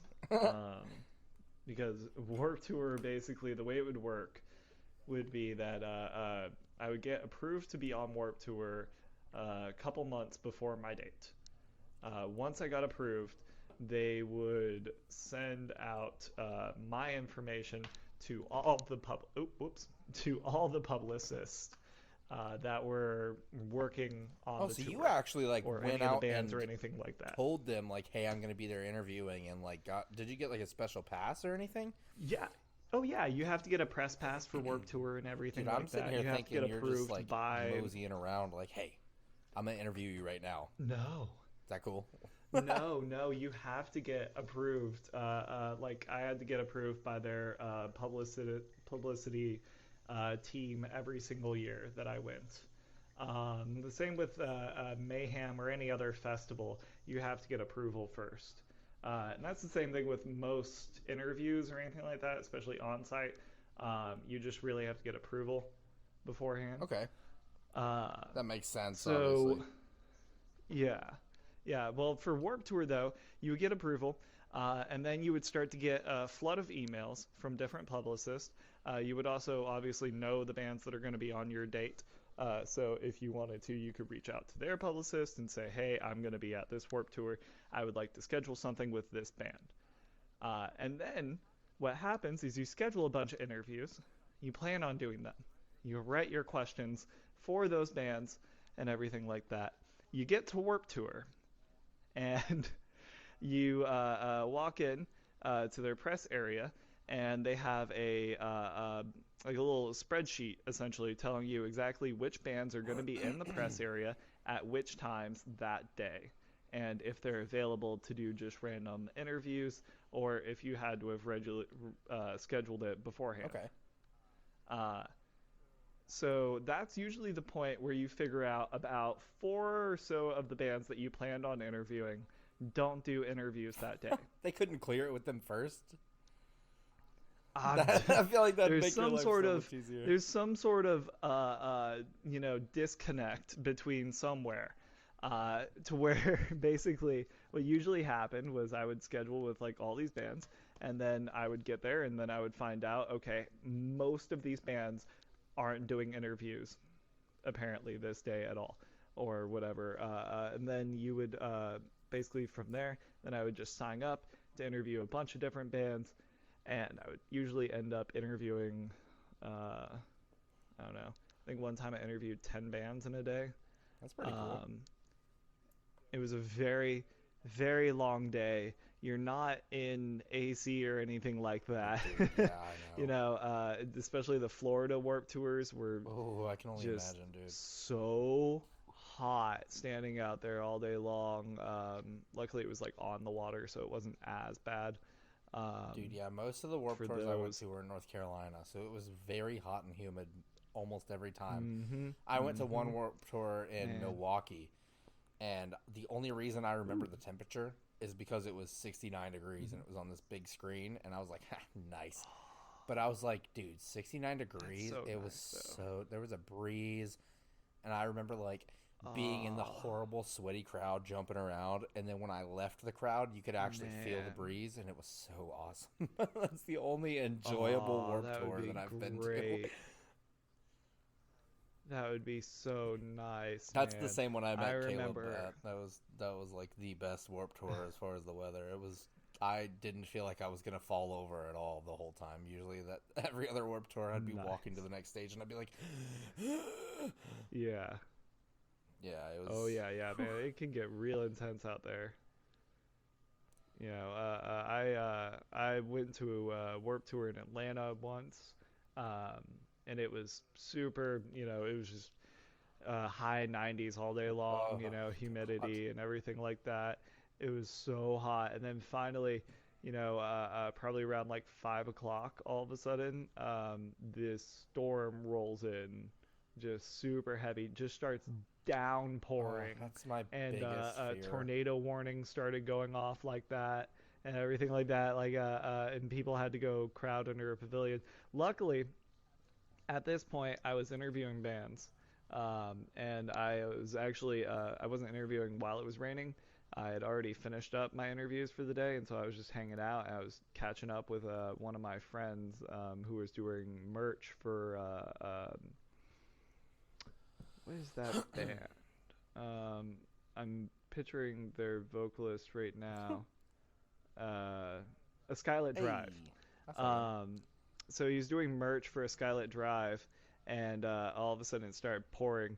And so I just helped him break down the merch table and then literally sprint it back to the bus where we just stayed out the Did storm. they And I got to hang out continue with after it stopped raining, or the did they just band. kind of call it off for the day?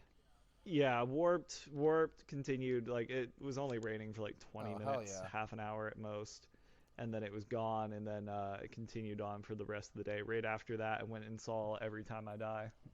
That's exciting. Yeah, Thank man, God it didn't Every just Time I rain Die for hours. That would is have the sucked. best band you can see live. I saw them live once, and they were really good. They're Dude, amazing. They're also one of my favorite bands to listen to. I have a question about that coming up pretty soon at the end here. Um, well, Hmm. yeah, at some point. But Yeah. dude, I remember I was at a Warp Tour and it started raining. It wasn't thunderstorming or anything crazy, but like I'm standing in the crowd waiting for Bless the Fall to come on, and it starts like, Oh, Bless the Fall was so dude, they're so good. good live too. I love Bless the Fall. Yeah, they really are. They're I love seeing them at Warped Tour. Go what's on. their CD that has like the butterfly on the cover? It has like 2.0 is the first song. Um. Witness. It's Witness. Yeah, Dude, that CD Witness. is so good. Like top 10 albums of all time for me. Oh, Witness is Dude, I so love it. But good. I love that I we have remember like the I saw same it right favorite after they albums. released it. I saw it right after they released I it. saw it whenever they Back when they first got yeah, Bo. I was going to say they put out the 2.0 video that also had what's the next song after that? What's Left Hmm. of Me or something like that? To Oh, Hell to and Hell, Back, yeah. Is that the or maybe it. It's a, yeah. Either I way, can't they put remember out right that now. music video that had like both of those combined or whatever, and I remember Mhm. being like, "Who's this guy?" Because like before it was Craig, and I liked him a lot. Yeah. But I remember being like, "Oh, okay, new singer, that's cool." And then I watched the video, I was like, "Dude, I like this a lot." But it started Hmm. raining like pretty lightly. But dude, their set with like That'd be a the really cool drummer vibe to like see them fucking in. slamming on the drums and water flying everywhere, and they're Oh like up yeah. there just going off, and like everybody's soaked and having a good time, and I'm like, wow, I'm Great soaked, but it's time. like not my sweat and everybody else around me sweat. It's just rain. Like it was cool. Like I loved that a lot. Yeah. That's honestly Man, one of my I. favorite Warped Tour memories. You want to hear one of my Mhm. biggest Warped Tour regrets that I'll never ever forgive myself for? Oh no. Yeah, it's the What is it? cringiest thing that you could ever possibly hear. Do you know the band Dance Gavin Dance? I bet not. I mean, It's like yeah. that's Yeah, like I know of top them. 3 favorite bands of all time ever for me right now. Oh, okay. Um, so Which iteration of the uh, band? I prefer Tillian, their new singer. I I Okay. liked Johnny Craig on Downtown Battle Mountain 2. I don't care Mhm. for him as a person. Um, but I Yeah. like his voice, not as much now. His voice is so good. His newer music is not as good in my opinion. It's kind of just meh. But Kurt Travis is Mm. also amazing. I love Kurt Travis. I like his newer band. Fuck, I can't even think of the name of the band right now. Mm. But yeah, he's in a new band. They kill it. They're incredible. Um, but Nice. yeah, so So your biggest Warp Tour regret? yeah, that's what I'm getting at. I was pretty young. I want to say maybe 15, 16. And I was into Blood on the Dance Floor. Uh, Oh yeah. Not as much now, obviously. I know all the stories and allegations. I mean, Fuck them, yeah. Davi Yeah. specifically. Yeah. But I was definitely I very can. into them. And Dance Gavin Hmm. Dance and Blood on the Dance Floor were playing at the same time, and I saw Blood on the Dance Floor. and I regret that to this day because Oh. that would have been. I honestly, okay, after Blood on the Dance Floor's set was completely done, I walked back and Is I this like saw 2012 Warped Tour? probably. I walked I think I was at the same Warped I Tour. walked back, and as I was leaving, I caught, and I told them I invented Times New Roman, which is like one of Dance Gavin Dance's biggest songs, and I got Hmm. to see them sing that with Johnny Craig. Thank God I got to at least see that song. But I didn't really know who they Hmm. were as much that at that time. Like I knew that song and like maybe two other ones. But dude, to this Yeah. day, I regret so much seeing Blood on the Dance Floor instead of them. Man, now that you've brought them up, I actually have a couple of interesting Blood on the Dance Floor related Dude, real stories, quick I guess. before you start, I Um, saw Blood on the Dance Floor after. mhm. It was either I think it was after that. I saw them at like Green Street in Greensboro, like a little venue, and it Mhm. is to this day one of the best shows I've ever been to. I saw them with Broken Side and Jeffree Star, dude. Oh, okay, yeah. the I scene is remember the seeing scene that is tour. I dead wanted to tour. go to that tour so Yeah, it was bad. like the scene is dead tour. No, the Scene is Dead tour was Davey Oh yeah, Suicide yeah, yeah. and Okay, Jeffree that's Star the and one Blood I on the saw them. Dance Floor. Yeah, that's the one that I'm thinking of. That was incredibly good. And New Year's Dude, New Day. Year's Day is cool. I met them at Warped Tour too. New Year's Day was on that I tour like New too. Year's Day. But dude, yeah, I literally like that was one of the best shows I've ever been to this day. They had like foam cannons shooting off. It was like a rave, Yeah. dude. It was so fun. Their shows are definitely good. Yeah. That's all I I want to say. Go ahead. I was at that tour. I was at that tour. That tour was so I was a huge Blood on the Dance Floor fan, and this is something I've recently scrubbed from my Instagram.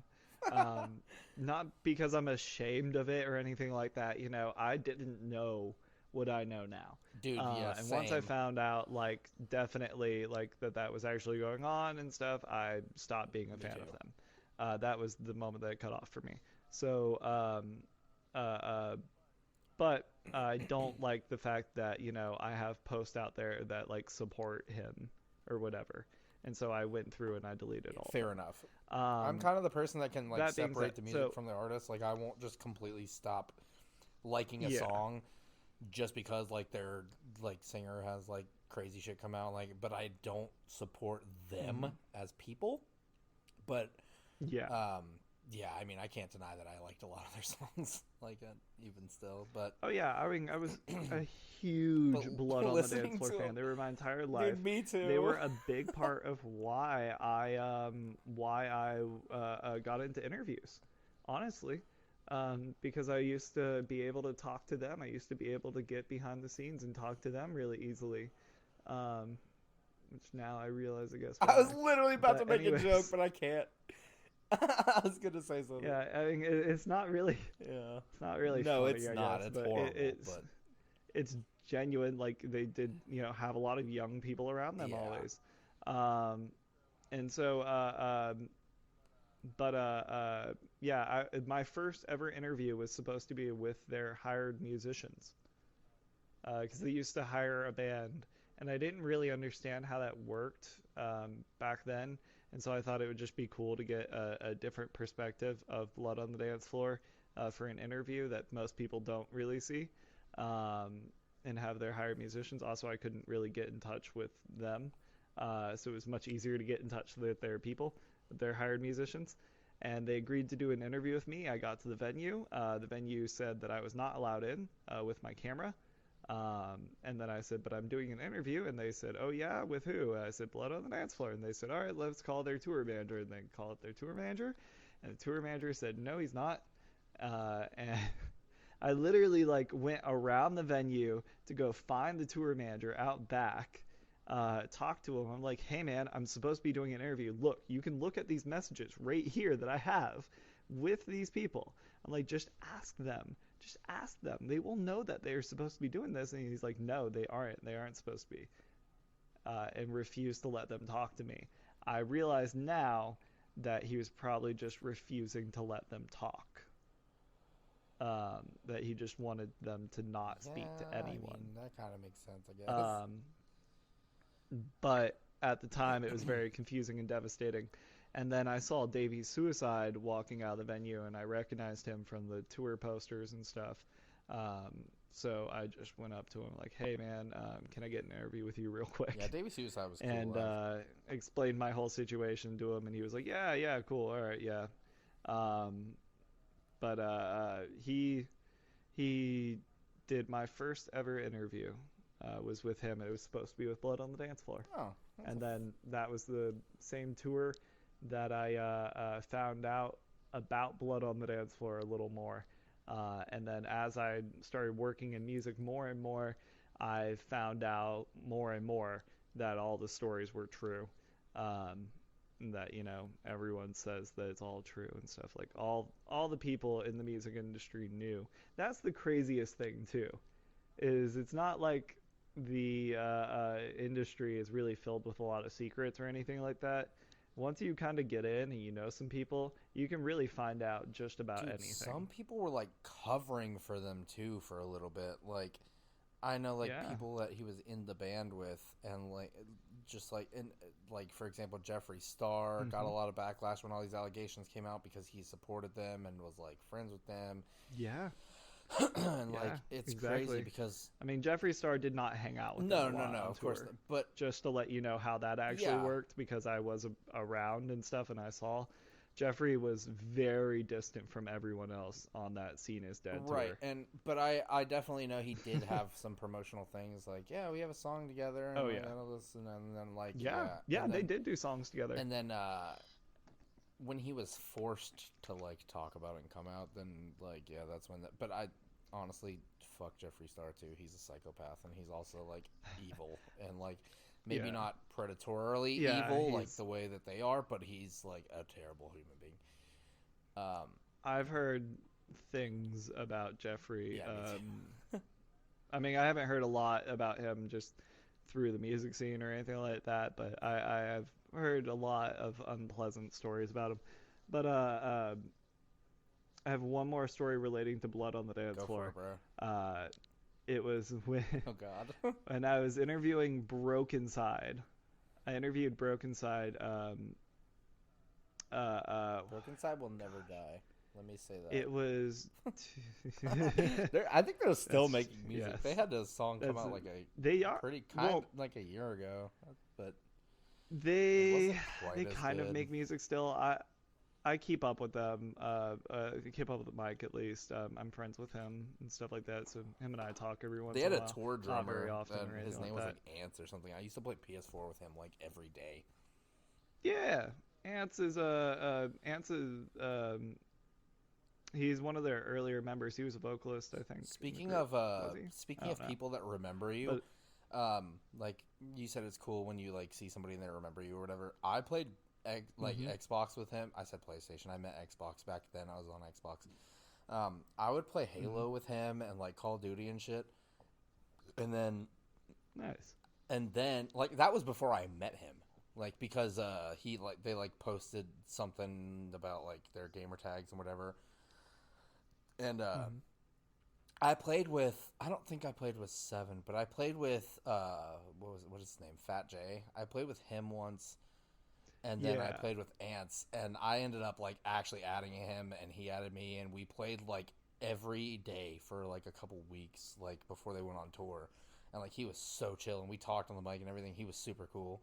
And then I saw them live and I'm like, dude, and I like told him my gamer tag. I'm like, bro, we played fucking Call of Duty all the time. And he's like, oh my god, dude, hell yeah, it's good to meet you. And I was like so excited. I was cheesing. I was like, I was pretty young, so I That's was like, awesome. hell yeah, dude, it was super fucking cool. Well, I interviewed them in like 20. It was probably 2016 that I interviewed them, um, and it was just I want to say it was just Mike and Sev at that point in the band. They're the only two in the interview. But after the interview, um, they were talking about how they were going on tour after this. They were going on tour across Europe with Blood on the Dance Floor. And it was Blood on the Dance Floor's farewell tour. And Broken Side was going to go open up for him one last time. And they were talking about how much they hate Blood on the Dance Floor, though. And so, like, they really just didn't want to, like, really be on this tour and everything like that, and how they kind of hate going out with them, but it's good opportunity for them. And so they're kind of, conflicted. And I was like, you know what you need to do? Like, here's what you do. You go on the tour. You go do the whole tour. Last night of the tour, you get someone with you to film you. Then you go up to Davi and you just jump him. You just beat him up really, really, really bad. Just beat him up and record it and then have it uploaded to the internet. And then I was like, you guys will literally be the heroes of the music scene if you do this. You guys will be the biggest thing. You guys will be in all the articles the very next day. I still hold that if they did that, that it would have been amazing. They would have completely turned around all negative publicity Broken Side has ever got. Dude, it's funny because I was about to ask you, like, did it happen? Like, because if it would have, I wish it did. It'd be a legend. Even if they, like... Oh, yeah. Because, like, I could see them being like, yeah, man, we got the idea from this kid, Ian. Like, he told us we should do this, blah, blah, blah. Like, even if you had tons of people hating on you and be like, why would you do that to Davi? I can't believe you suggest that. Like, in today's climate, you would literally be such a legend. I mean, you are. Dude, for even suggesting it was still like they were so hated at that point in time, but like Broken Side was just coming back and stuff from like a long break, so they kind of needed to go out on tour, and they knew that that would be a good opportunity for them. I was just like, yo, here's a better opportunity though, because think about it, they had done that literally like the entire like alt press, Loudwire, all of the sites would have just been posting it the very next day. Lead singers of Broken Side beat up, blood on the dance floors, Davi Vanity screaming "F you, you pedophile" as they stomp his face. I think the headline would be something like "Blood actually on the dance floor" or some shit like that. Like. Yeah. Spilling blood on the dance floor. Like, it would have been the greatest thing, though. It would have been really just the greatest thing that they could have done. And really, I wish that, I wish that they would have. Me too. For more than one There's reason. Still time. I mean, I honestly wish. There's still time. Blood on the dance floor is far over.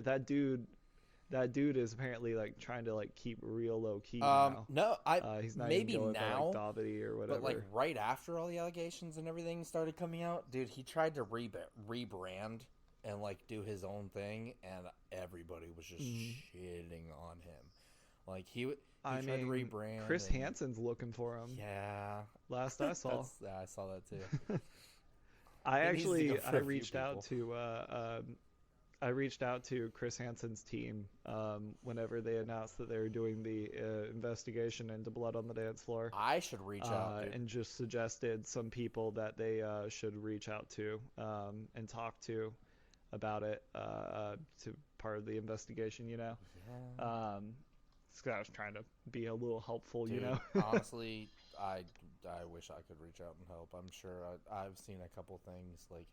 I saw them. I didn't see anything firsthand. When I saw them, he'd be like up in the very front, and like all the girls in the crowd would be like touching all over him, and he'd be like kind of encouraging it, and it's like, dude, you gotta know half these people are like 12. Yep. Yeah. They were something else. Yeah. Dude, speaking of Broken Side, I saw Broken Side with Curve. Amazing banger of a show. I saw them. Yeah, that's such a on 420, and I have the little poster from it that has all their signatures on the back.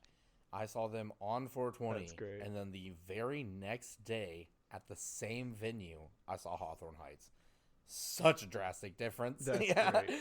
Dude, such a drastic genre difference. Man, but such a just seeing Kid Bops right there. Just back to back. Yeah, it was really cool. It was super fun. That was the Broken Side show. I met Ansat and like talked to him for a long time and like was like, "Hey, that's me," and he's like, "Hey."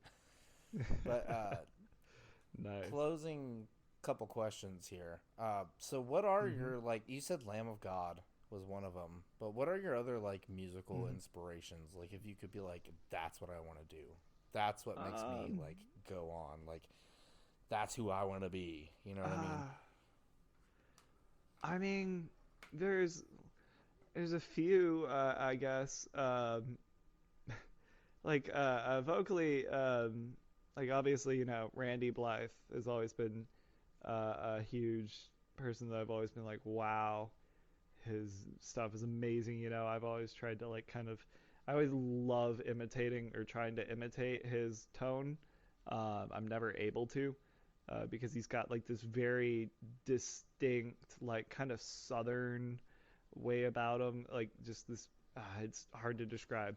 But yeah, definitely like Also, I that. want you to know that I mean, I Laid to listened. Rest is one of Hmm? the first songs I ever heard, ever, with screaming in it. And also kind of what got me in. Nice. Like that and like a couple Yeah. like Wait and Bleed by Slipknot. Those are like two of the first, like that I can remember, two of the first songs that ever had screaming in it that got me into that. So it's funny that we both kind of share that same inspiration for like heavy. For for me, I think one of the first bands I listened to was like Bullet for My That was one Valentine. of my My first two, dad yeah. showed me that. Yeah, my dad has always been a metalhead and everything. Like I'm actually named after a metal guitarist. My name Ian. It comes from Scott Ian, the guitarist from Anthrax. Oh, that's cooler than my Um, name. I was supposed to be yeah. Brianna, and then I ended up being a boy. Oh, That's well, that's kind of my that'll that's kind happen. of my backstory.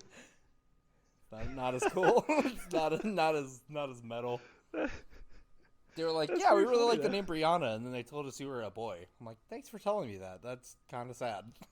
You're like, That means you were probably guess he has a that means penis, you were so probably we'll call sad him when you heard I was a Brian. boy. Like you're like, "Damn it! I guess Brianna.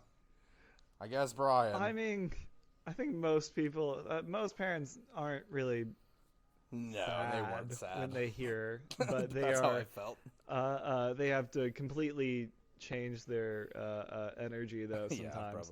probably. Um, yeah, but my other influences are like I don't know. I would say like I'm trying to think of bands that I listened to a ton and have tried to emulate. Um, Dude, I just like smacked. Motionless in White was a big one for me for the longest time. Motionless in White is I don't cool. listen to a lot of their Not. stuff I was anymore. just about to I say. don't like their newer I stuff. was just about to say, dude. I used to like Motionless in White, and now they're just like Diet Marilyn Manson, They're a and rock band. I Yeah, don't like Marilyn Manson. yeah. I know that's Nah, they're an industrial rock yeah. band now, and I'm not into it. But their early stuff like Creature and I everything like love that that was album. super formative on me, especially with writing and everything for the longest time. Hell yeah. Not that my writing is all influenced by them anymore, but yeah, nowadays a lot of it also is hip hop, of course. So like Tech Nine. Dude, I love Tech Nine. Holy shit. Tech Nine was probably one of the bigger influences. Like when I was first trying to write Go Stupid, and I had to try to figure out how to write rap. Hell yeah. Uh, I looked up videos from Tech Nine talking about his writing process, and I actually did learn a bit about that, and like kind of learn from him, and that helps me integrate in like my pop culture references essentially and stuff like that, because of him. Dude, have you heard the song Worldwide Choppers? That's Yes, like of my course. Well, Worldwide favorite song. Choppers 2, I Worldwide know. Choppers, the original, I don't is think I've heard the so first much one. better than the second one, dude. Oh wait, no, Worldwide Choppers I know. Duh. Sorry, I was thinking of the Choppers that he did before Oh yeah, Worldwide. yeah, I heard 1 and 2. Worldwide Choppers is incredible. That's the one with yeah. Yellow Wolf and Twisted Busta on it, right? Insane, Busta Twista. Rhymes, Yellow Wolf, him, and then a couple other people that aren't Oh, English. Yes, dude.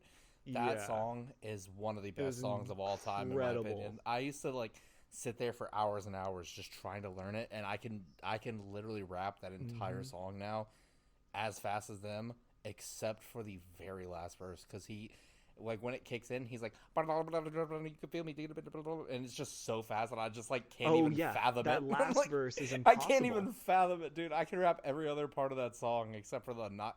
I can even rap part of the like non-English parts that I've heard it like since I've heard it so many times. I don't know what Yeah. I'm saying, but I can do it. But like that's one of the songs that got me into like fast rap, and I like love that shit now, dude. Oh yeah, I yeah. might I be mean, seeing Tech Nine in a Tech. couple months, so that's exciting. That is pretty It's like at cool. a super small He venue was too, a so that's cool. big influence.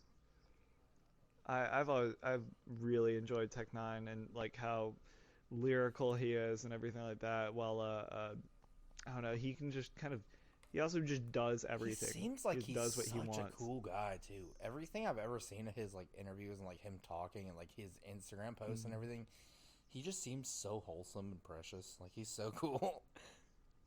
It'd be like he That'd be posted nice. Yeah, that would something be and it was a talking about dream. like follow your dreams and like I used to be told that I couldn't do this and like I can't. And it's like a lot of people say shit like that, but he just seemed like super cool about it and like he just I don't know. He seems like he's a really real dude. Hmm. Yeah, he I mean, I don't know much anything about him personally, to be honest. But like his music, I just love it so much, and his flows and everything like that. Like I was, His song with Token's really good too, like it's just YouTube rapper, amazing. I think it's called. That Oh song is yeah, good. YouTube rapper. That was Yeah. really good. Man, his whole album Special Effects, that's one of my favorite albums of all time. I can listen to that thing back to front just so But not your easily. all-time favorite, because I know what It's your all-time so favorite is. good. The Yeah, yeah. It's Emptiness. The Emptiness by Alisana. Banger. It's the greatest album of all time in I my will opinion. definitely Just second that. I'll be on that so hill with you, good. dude. That album is one of the best albums of all time ever made. It's so good. I mean, you can't just listen to one song from it either. Like, I don't There's know not a about you, single but fucking I song I would literally ever skip. cannot listen to just one song from the album or something like that. You know, if it just came on shuffle or something, I wouldn't be able to do that. I have to listen to it That's one of all the those way albums through. that if I a have to song go. comes up on shuffle, I'll turn shuffle off and listen to the rest of the album. For sure. Yeah, Dude, I got exactly. Emily into that It's because so I like incredible. before we went and saw them on the Emptiness tour, I was like, listen to this album, you need to. It's a big part of my childhood, and we're about to see them. You need to learn it. And like she learned a couple of the songs. She really liked "Him for the Shameless," which is my favorite song on the album. Mm-hmm. Um, "The Mm. Murderer" is my other favorite. Like, dude, my mom used Yeah, The Murderer is one of the best live Dude, my vibes. mom's favorite fucking song on that whole album was "The Murderer," and it's like the heaviest song on the album. And Oh dude, yeah. when I saw them on the Emptiness tour, I was like, uh, fucking Dennis like put the mic into my like he was like right up on me and like put the mic into my face whenever that Hmm. the fucking greatest part comes on. And I was like sitting here screaming like, "Are you ready to die?" into the mic, and I started crying. I started literally I was just bawling. thinking that part, I literally literally. started fucking crying I knew because it I was had to be thinking of my that mom part. and like how that was her favorite song, and like he happened to come over Mm. here and like scream this part with me. I was like, dude, this is fucking That's a perfect so great. moment. Yeah, it was the best moment of the whole show. It's a perfect moment. So yeah, Man, it's always super nice whenever you can do. I mean, obviously, this is going to be a bit of a detached from your story a little bit, that's but fine. it's always super nice whenever you can have something that kind of makes you feel really close with your parents sometimes. Like with my dad, who is still with us and everything. Um, he was the cameraman for a lot of my Oh, interviews. that's really cool. Um, That's a good little and inside. yeah, he constantly drove me for most of my interviews. He drove me to them, or as many as he could, if he wasn't the camera person on it. Um, Even if he was, obviously he drove too. But one time when I finally kind of gained enough momentum, I got to interview his single favorite band of all time, and I got to bring him Who's along that? for that. And it's this band, Corrosion of Conformity. I love the name. They sound like they're They heavy as shit. they're old metal like punk band back in the day, I think 80s was when they were around mostly. Um, but my dad, literally, he used to go around in he used to be a skateboarder, and back in high school and stuff. And so he used to go around and like tag buildings, I COC, love that energy. Bad Brains and stuff like that, Corrosion Conformity, yeah, and tag buildings with him. And he got to tell them that story to their face. That's so And he fucking got to cool, show them dude. that he has a Corrosion to Conformity tattoo. It's like the only band tattoo that he has, and he got to show it to him. And they were the nicest people too, and so that was extra great. It was just really, I felt like I kind of gave my dad the best experience that I possibly could have through my interviews. Dude, You that's know, really it exciting. was an experience that was really awesome for me. That's, you know, something that, there's no other way that I could have done that for him, you know? Yeah, dude. Like, there's no other way that I really could have made that possible for him to go and hang out with this guy from one of his favorite bands that he's been listening to for like 30 years at this point, Hell yeah. 20 years at this point. Uh, uh, so it's just, it was something really cool, really made me feel good. Uh, That's I so mean, wholesome. I don't think I'll ever be able to beat that, you Yeah, know? that's a pretty high bar to set. Like, it's hard to ever top Yeah, that. that's the thing Yeah. that sucks. I did that at like 18, and now I have to live the rest of my life in shame for anything. Your dad's always looking at you like, hey, buddy, I know you peaked at 18, but like, if you could do something cool for me now, that would be fucking cool. But like, dude, I had a kind of a similar experience with Alisana because, or Alisana, whatever the fuck. It's Alisana, right? It's Alisana, I believe. Yeah, I don't know. We'll get roasted, and I'll I know figure that it we out. addressed that in that interview that I did with them. That was the very first thing that we talked Dude, about. I used to have a shirt. Quick aside, I used to have a shirt that I bought, I think on their website or at Hot Topic. Either way, it was like a dictionary definition looking shirt. Like it said Alisana, Mm-hmm. and then it had like the pronunciation or whatever, and then it said, no matter how you pronounce the name, the band still sucks, or something like that. Like, it was an actual comment that somebody had left that they put on a fucking shirt. And I thought it was so great that I bought that shirt. Oh I my bought that God, shirt. that's the Yeah, greatest. dude, it was like Alisana, whatever, and it was like, no matter how you pronounce the name, the band still sucks. And I thought it was the funniest fucking shirt I've ever had. And I missed that shirt. I just remembered that while we were talking I'm like, about it. I'm like pretty sure it was Alisana. Alisana. Man, you got me See, messed I up don't know, now. because I was sitting I'm here not telling sure my anymore. girlfriend this whole time, like, before we see, I called him Alisana growing up. I was like, it's Alisana. And then whenever I was showing my girlfriend the band before we went and saw them, I saw something that said, like, it was pronounced Alisana. So I was telling her that's their name. Like, I'm like, yeah, it's Alisana, whatever. And then when we were at the show, he said something on the stage, and he's like, yeah, it sounded like he said Alisana. So I was like fucked up. I was like, dude, what is it? I don't know. My whole life is a lie. But Man, now I'm trying to remember. I remember the origin of the name. I remember it's because that was it was some sort of like street name that they recorded their that's first kind of stuff cool. on. Um, We'll look it up yeah, after this interview, and I'll but look it it up. wasn't like necessarily that. Yeah, I mean, literally, it's the first couple of minutes of my I'll interview just with cut them. this Like, I entire know part that of they us do arguing it. about it. I'll cut it all, and I'll replace it with me being like Alisana, and that's all I'll say. Just so we don't get torn apart. I'm I'm just very kidding. confused. I'm very interested Yeah, in which we'll one look it it up is now. after. We'll look it up after, and we'll sit here and be like, oh. But yeah, Hmm. dude, I have kind of a cool similar parent story with them, because they're from North Carolina, so I've seen them like fucking 7 times, Yeah. probably at least, just at little shows. Hmm. And I saw them at this show. It was at a place called, I think it might have been the Cat's Cradle or something. It was in Wilmington, North Carolina, super small place. There was probably like 30 people there in the crowd, and then like Oh, 10 or 20 people jeez. like up on the balconies and like around, and they played for like probably like an hour and a half to 2 hours, and they played so many Wow.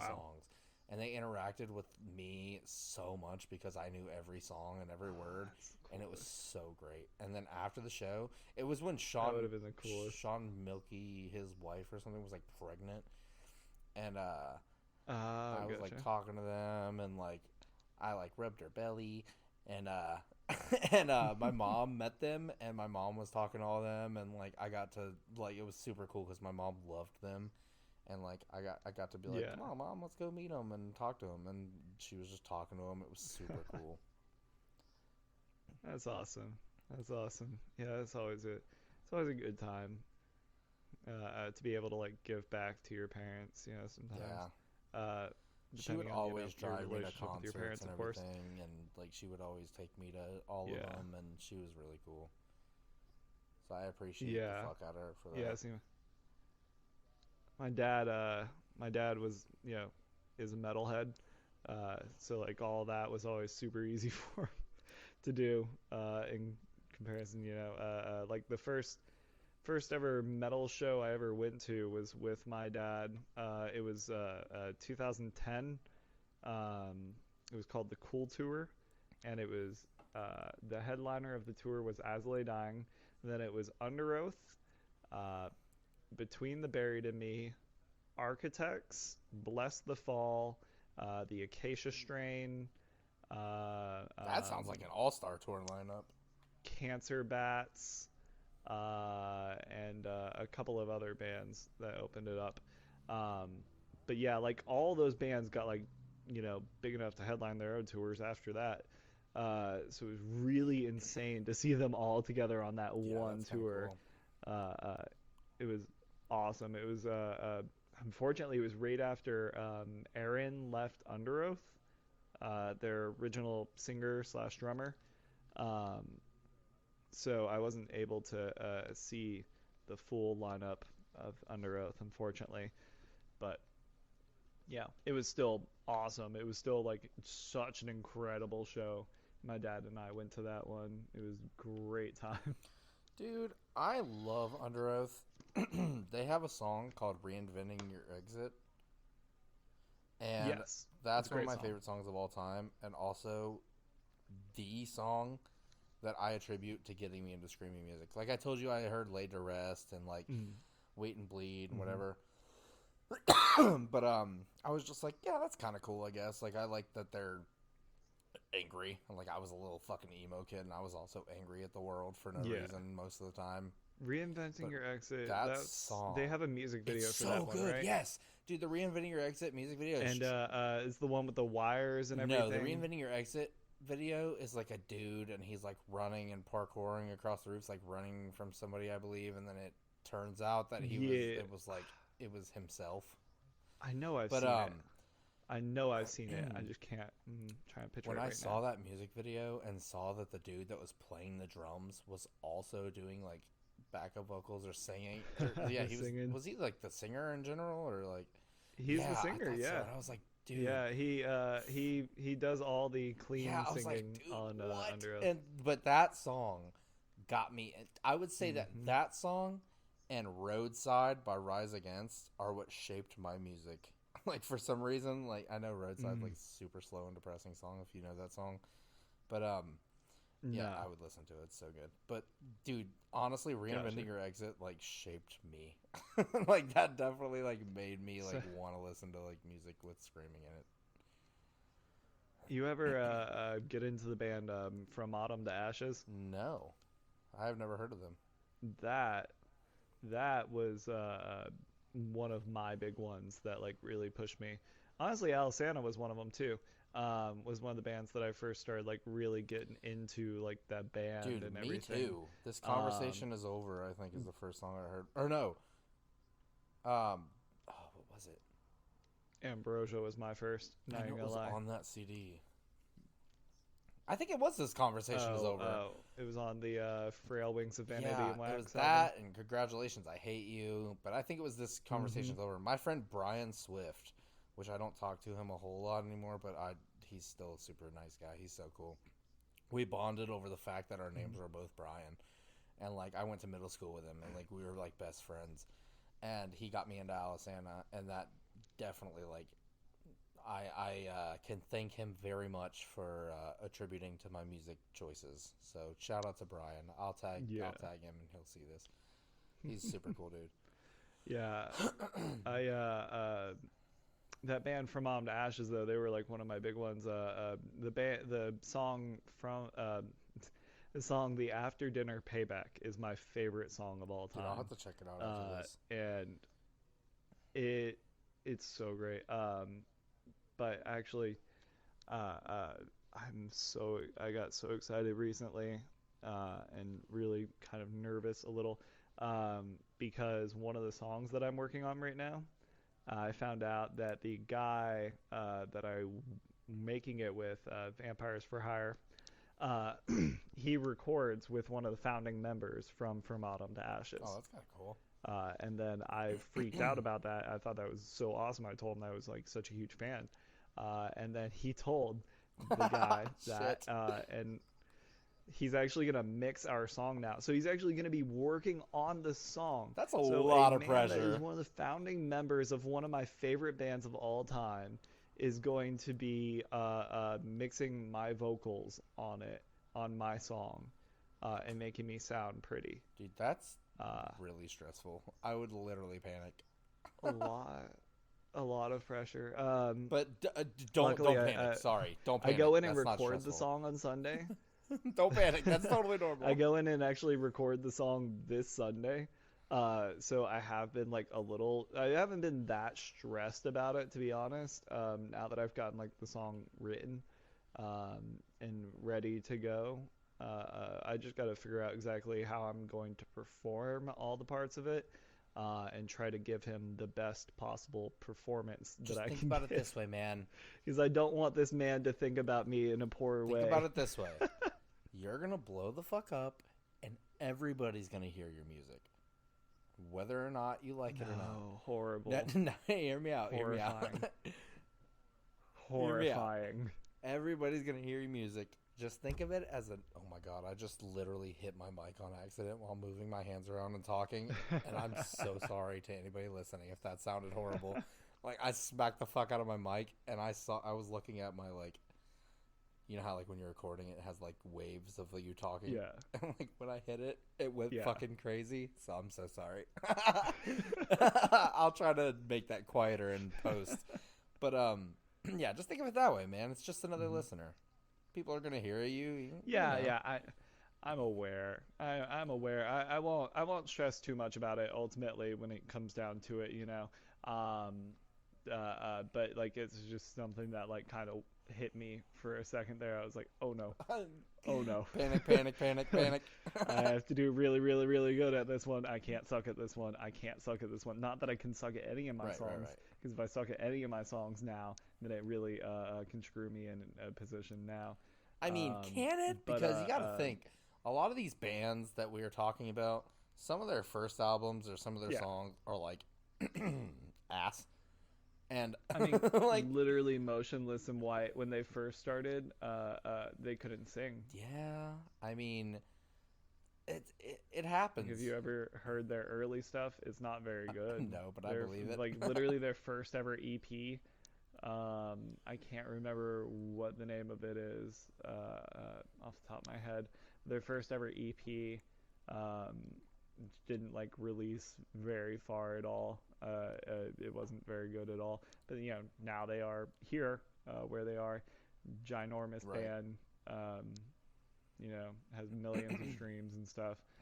But yeah, I know. I just need to chill and do it, and I will just chill and do it. I'm sure I got it, but I just also want to, you know, it's also, as much as I hate the stressing out about everything, it also does just push me to do things, you know, a little better, to do things a little stronger, you know, to try to do things outside of my comfort zone and try to make things cooler, which then makes much more interesting art, I feel. Oh yeah. Like, you gotta have some so pressure so that, like, you try. Like, obviously you're gonna try anyways, but, like, I feel like if you have eyes on you, especially, like, with you said, like, one of like the people that are like an influence to you and like are in a band that you look up to, it pushes you to try harder and to be better. And it's good to have those kind of motivators whenever you're like, rather than be like, oh, nobody's gonna hear this anyways, it doesn't fucking matter. Like if you Yeah. if you have the expectation going in, like people are gonna hear this, it has to be good. Like I feel like you'll try harder, you'll be a little better. Yeah. See, that's But it's terrifying, I'm sure. interesting thing about like doing my songs now is that 95% of the songs that I'm working on right now are collabs. Right, correct. Yeah. Or they have someone else in it, so not all of it is me. And so it kind of, I know that these songs can and potentially will reach a much larger audience than I can normally provide. So it's not like whenever I go and record these that it's going to not be heard by anyone, because I know that it's going to be heard by people. Like for instance with Plastic, the song that just came out. Shout out to Plastic. Everybody go stream it right now. I'm going to link it in the description. Yeah. Hell yeah. So that song was with Blake Basic, and Blake Basic has like 2 million streams on one song on Spotify. Hell yeah.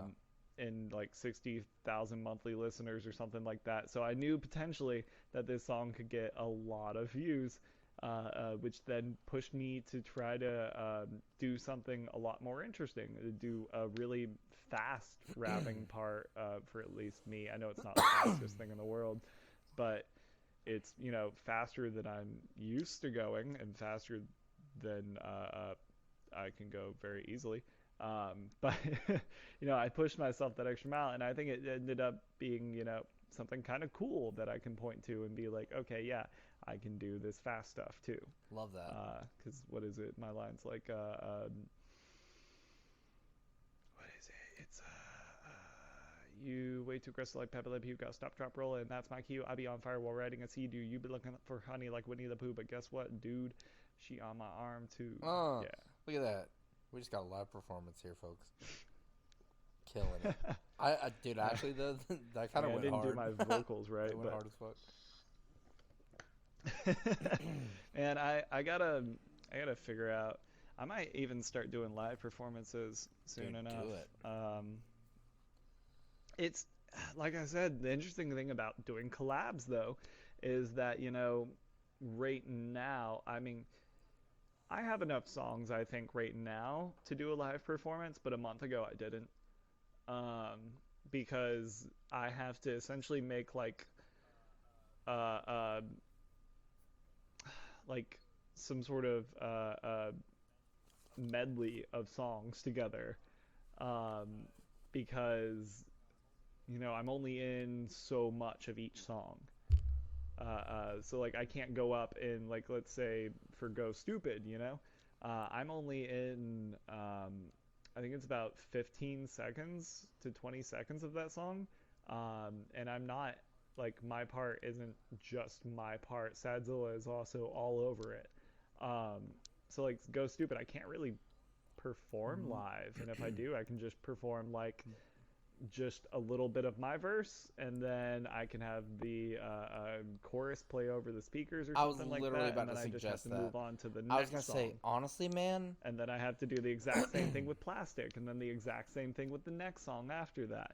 And basically, I'm just, it's just kind of a funny thing to try to put together at this early stage for me. Dude, I'm going to be real with you. Honestly, if you went on stage and you had, like, for example, Go Stupid, just have it blasting through the fucking venue, the parts that aren't yours. Like, it could literally just be like, go stupid, fuck, whatever. As long as you're still putting on a good show, jumping around, fucking going crazy, and having the lights go nice and whatever, people are still going to, like, love it.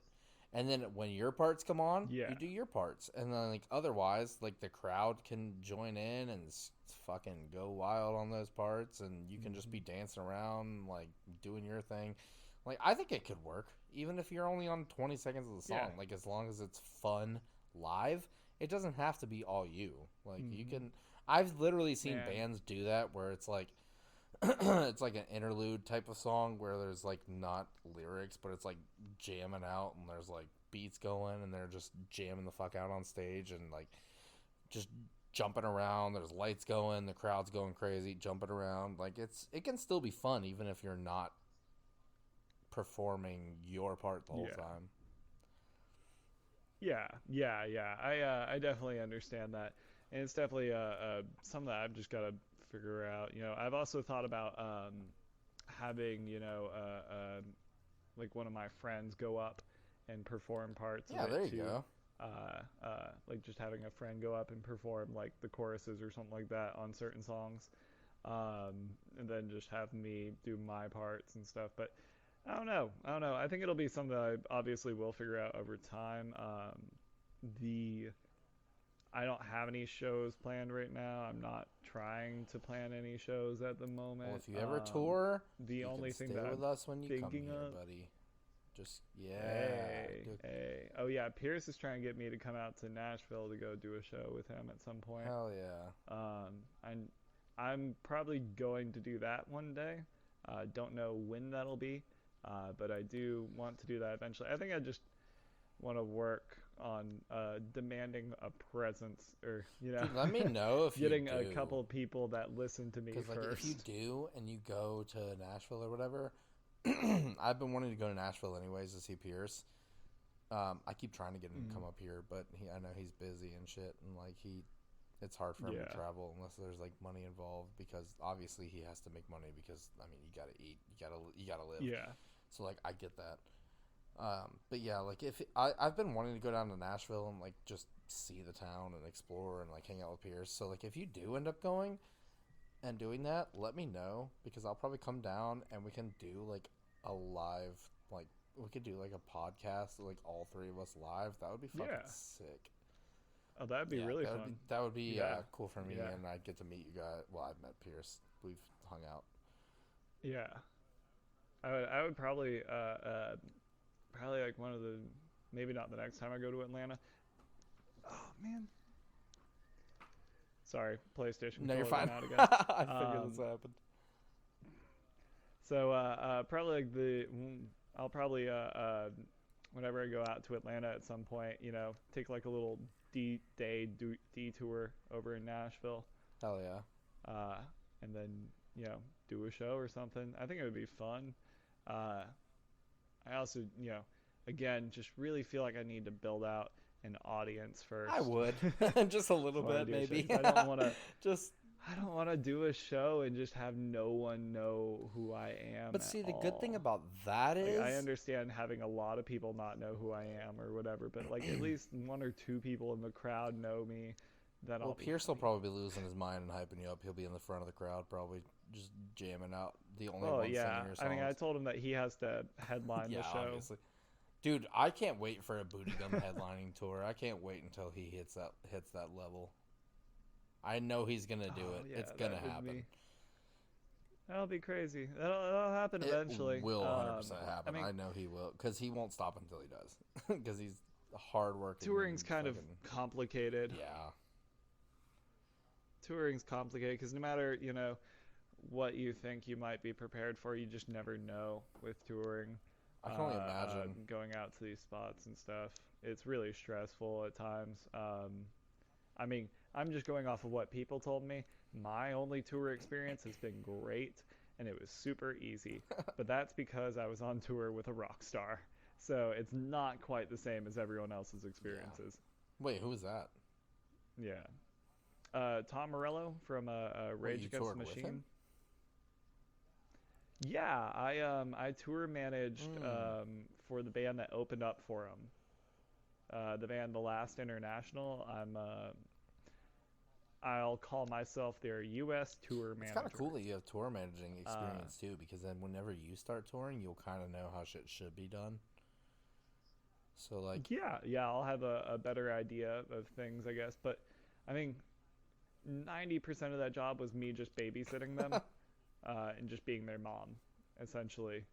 That's what tour managing is. It's just being the band's mom and just making sure that they get to the venue on time and they don't die. That's pretty good.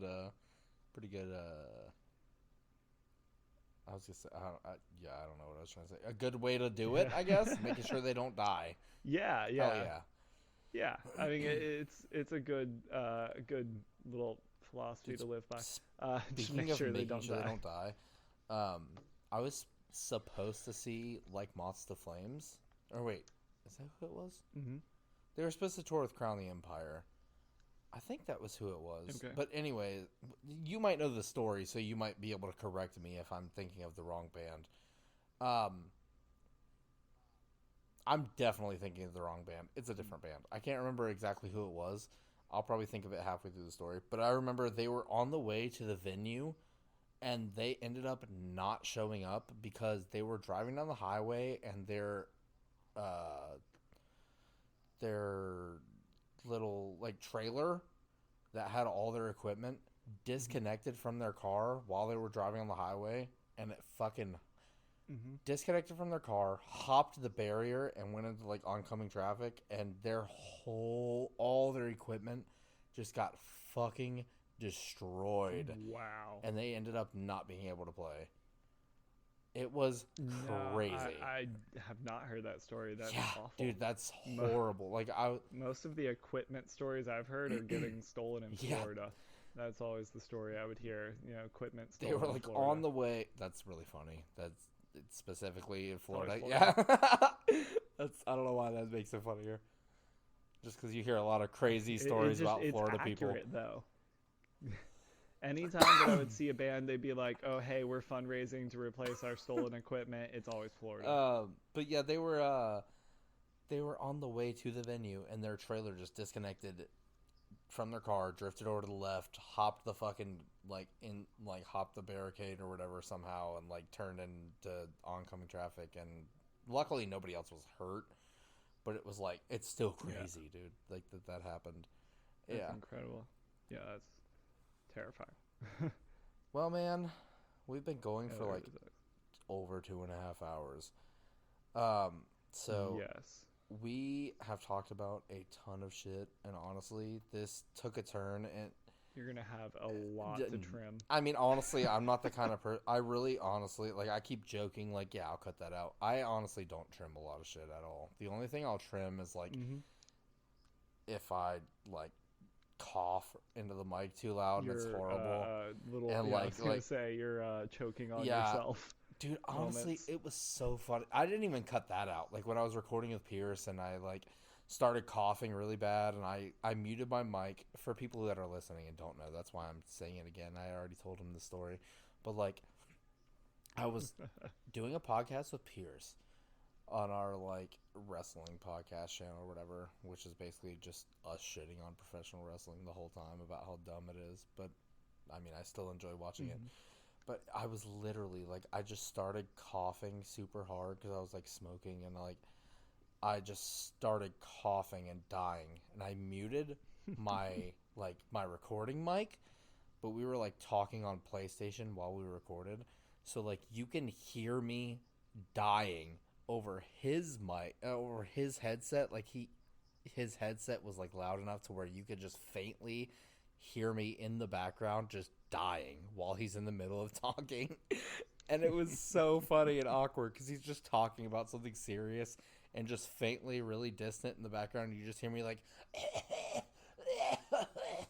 and it was just so funny. But honestly, even like me hitting the microphone and like it being loud, I probably still won't even cut that just because it's funny. Like I really don't cut Yeah. anything. But yeah, man, we're at the end of the show, so this is your time to plug anything, give any hints, any if you have anything dropping soon, if you want to give us a Let's little see. teaser, anything, if you want to shout anybody else Um, out. This go ahead, man. let's see. This is all you. Yeah. So, I mean, just follow me on Spotify. Ian I-Cee I-Cee. Um, to be like up to date on things. I'm gonna be releasing a new song. I'm aiming to release a new song at least every other week. Um, so that should be happening um, for the foreseeable future. I do know in September, it's looking like I'm going to be releasing 3 songs, so not every other week in September, but normally it'll be every other week. Um, so just Spotify really. Yeah, I don't really have anything to really plug outside of that. Fair. I mean, you can follow me on Instagram. I have social medias and stuff like that. It's all Ian I-Cee. I think it's Ian underscore I-Cee on Instagram and Twitter. That's Ian underscore But yeah, ICEE, which I will link everything that he's talking about right now in the description. Like his Spotify, I'll link his Instagram. yeah. If you want to follow him on Twitter, I'll link that too. Go stream my stuff. That's really it. Name all your friends right now that you want to also shout out, because I'm going to try to get them on the show too. And I'll link their shit too. You know what? I'm going to... Here, I'll just read off this little list of people Hell real yeah, quick. why not? That I have. We are all about promotion on the show. These are all subject Honestly, to I'm going to be change. real with you guys. This is literally the point of the show.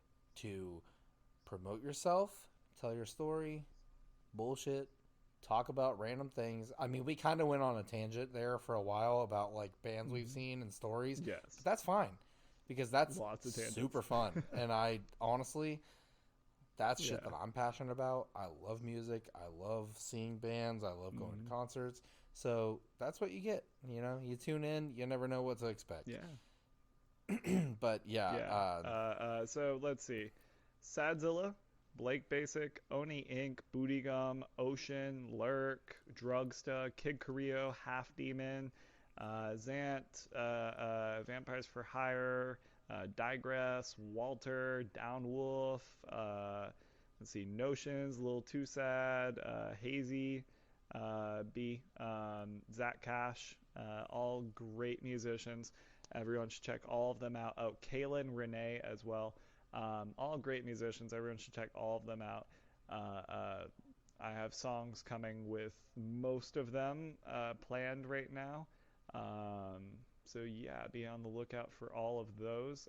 You can also find on my Spotify profile, there's an I-Cee and Friends playlist, which will have all of my friends Definitely on there. check out that, because I know at least a few artists that are on that playlist. Sadzilla, Booty Gum, both legends. Also, as far as that beef goes, that quote-unquote beef, I am 100% team Booty Gum. That beef.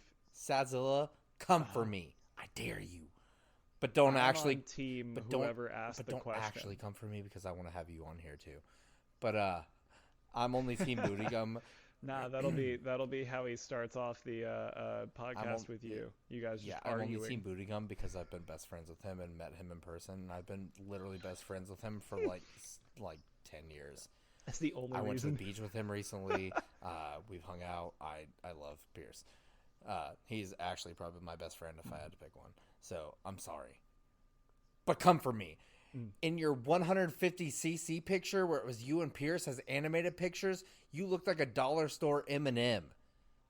He really did. Did you see that? Oh. Have you seen that picture?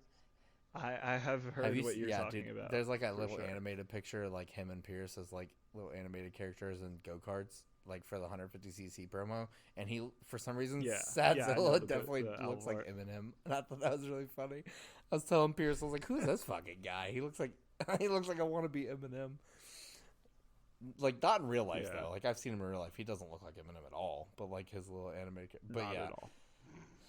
Well, man, it was fun talking to you, and I really appreciate you coming on. Thank you for having me on, man. I appreciate you coming on. It's fun to be on. It's funny because at the very beginning, it was so awkward for me, at least. Like, I was just like struggling, like, because I have like anxiety out the ass, and like the intro threw me off because I was like, welcome to the Overworked blah blah blah podcast, a place where you can come here and promote yourself, and you know, and like I stuttered a little bit, and I was like, fuck. But I feel like towards... Here, let me cut your intro real quick too. Let's see. Hey, this is Ian I-Cee, and this is the Overworked and Underrated podcast. Thank you. I'm gonna put that at the very beginning. There you go. But yeah, dude. As we went on, it definitely turned into like way more comfortable, and I definitely enjoyed talking to you, and I appreciate you coming on, man. Of course, man. Well, Of course. everybody, Thanks for definitely having me. check out Ian. Check out his music. Check out everything. Like, even check out his interviews if you'd like to. I'm sure there's a ton of interesting shit on there. And yeah, check out everybody he mentioned. Pierce, amazing things coming up. Check out Check him. out the Overworked and Underrated podcast with Pierce. Yeah, dude, that first episode, honestly, I thought it was way underrated. No pun intended. Like that episode was really funny, and I had a really good time doing it. Speaking of which, got to promote myself a little bit. Next week we have Pierce coming back, and then coming up soon. Or the week before this. No, I'm recording with you today. I'm gonna post it on Friday.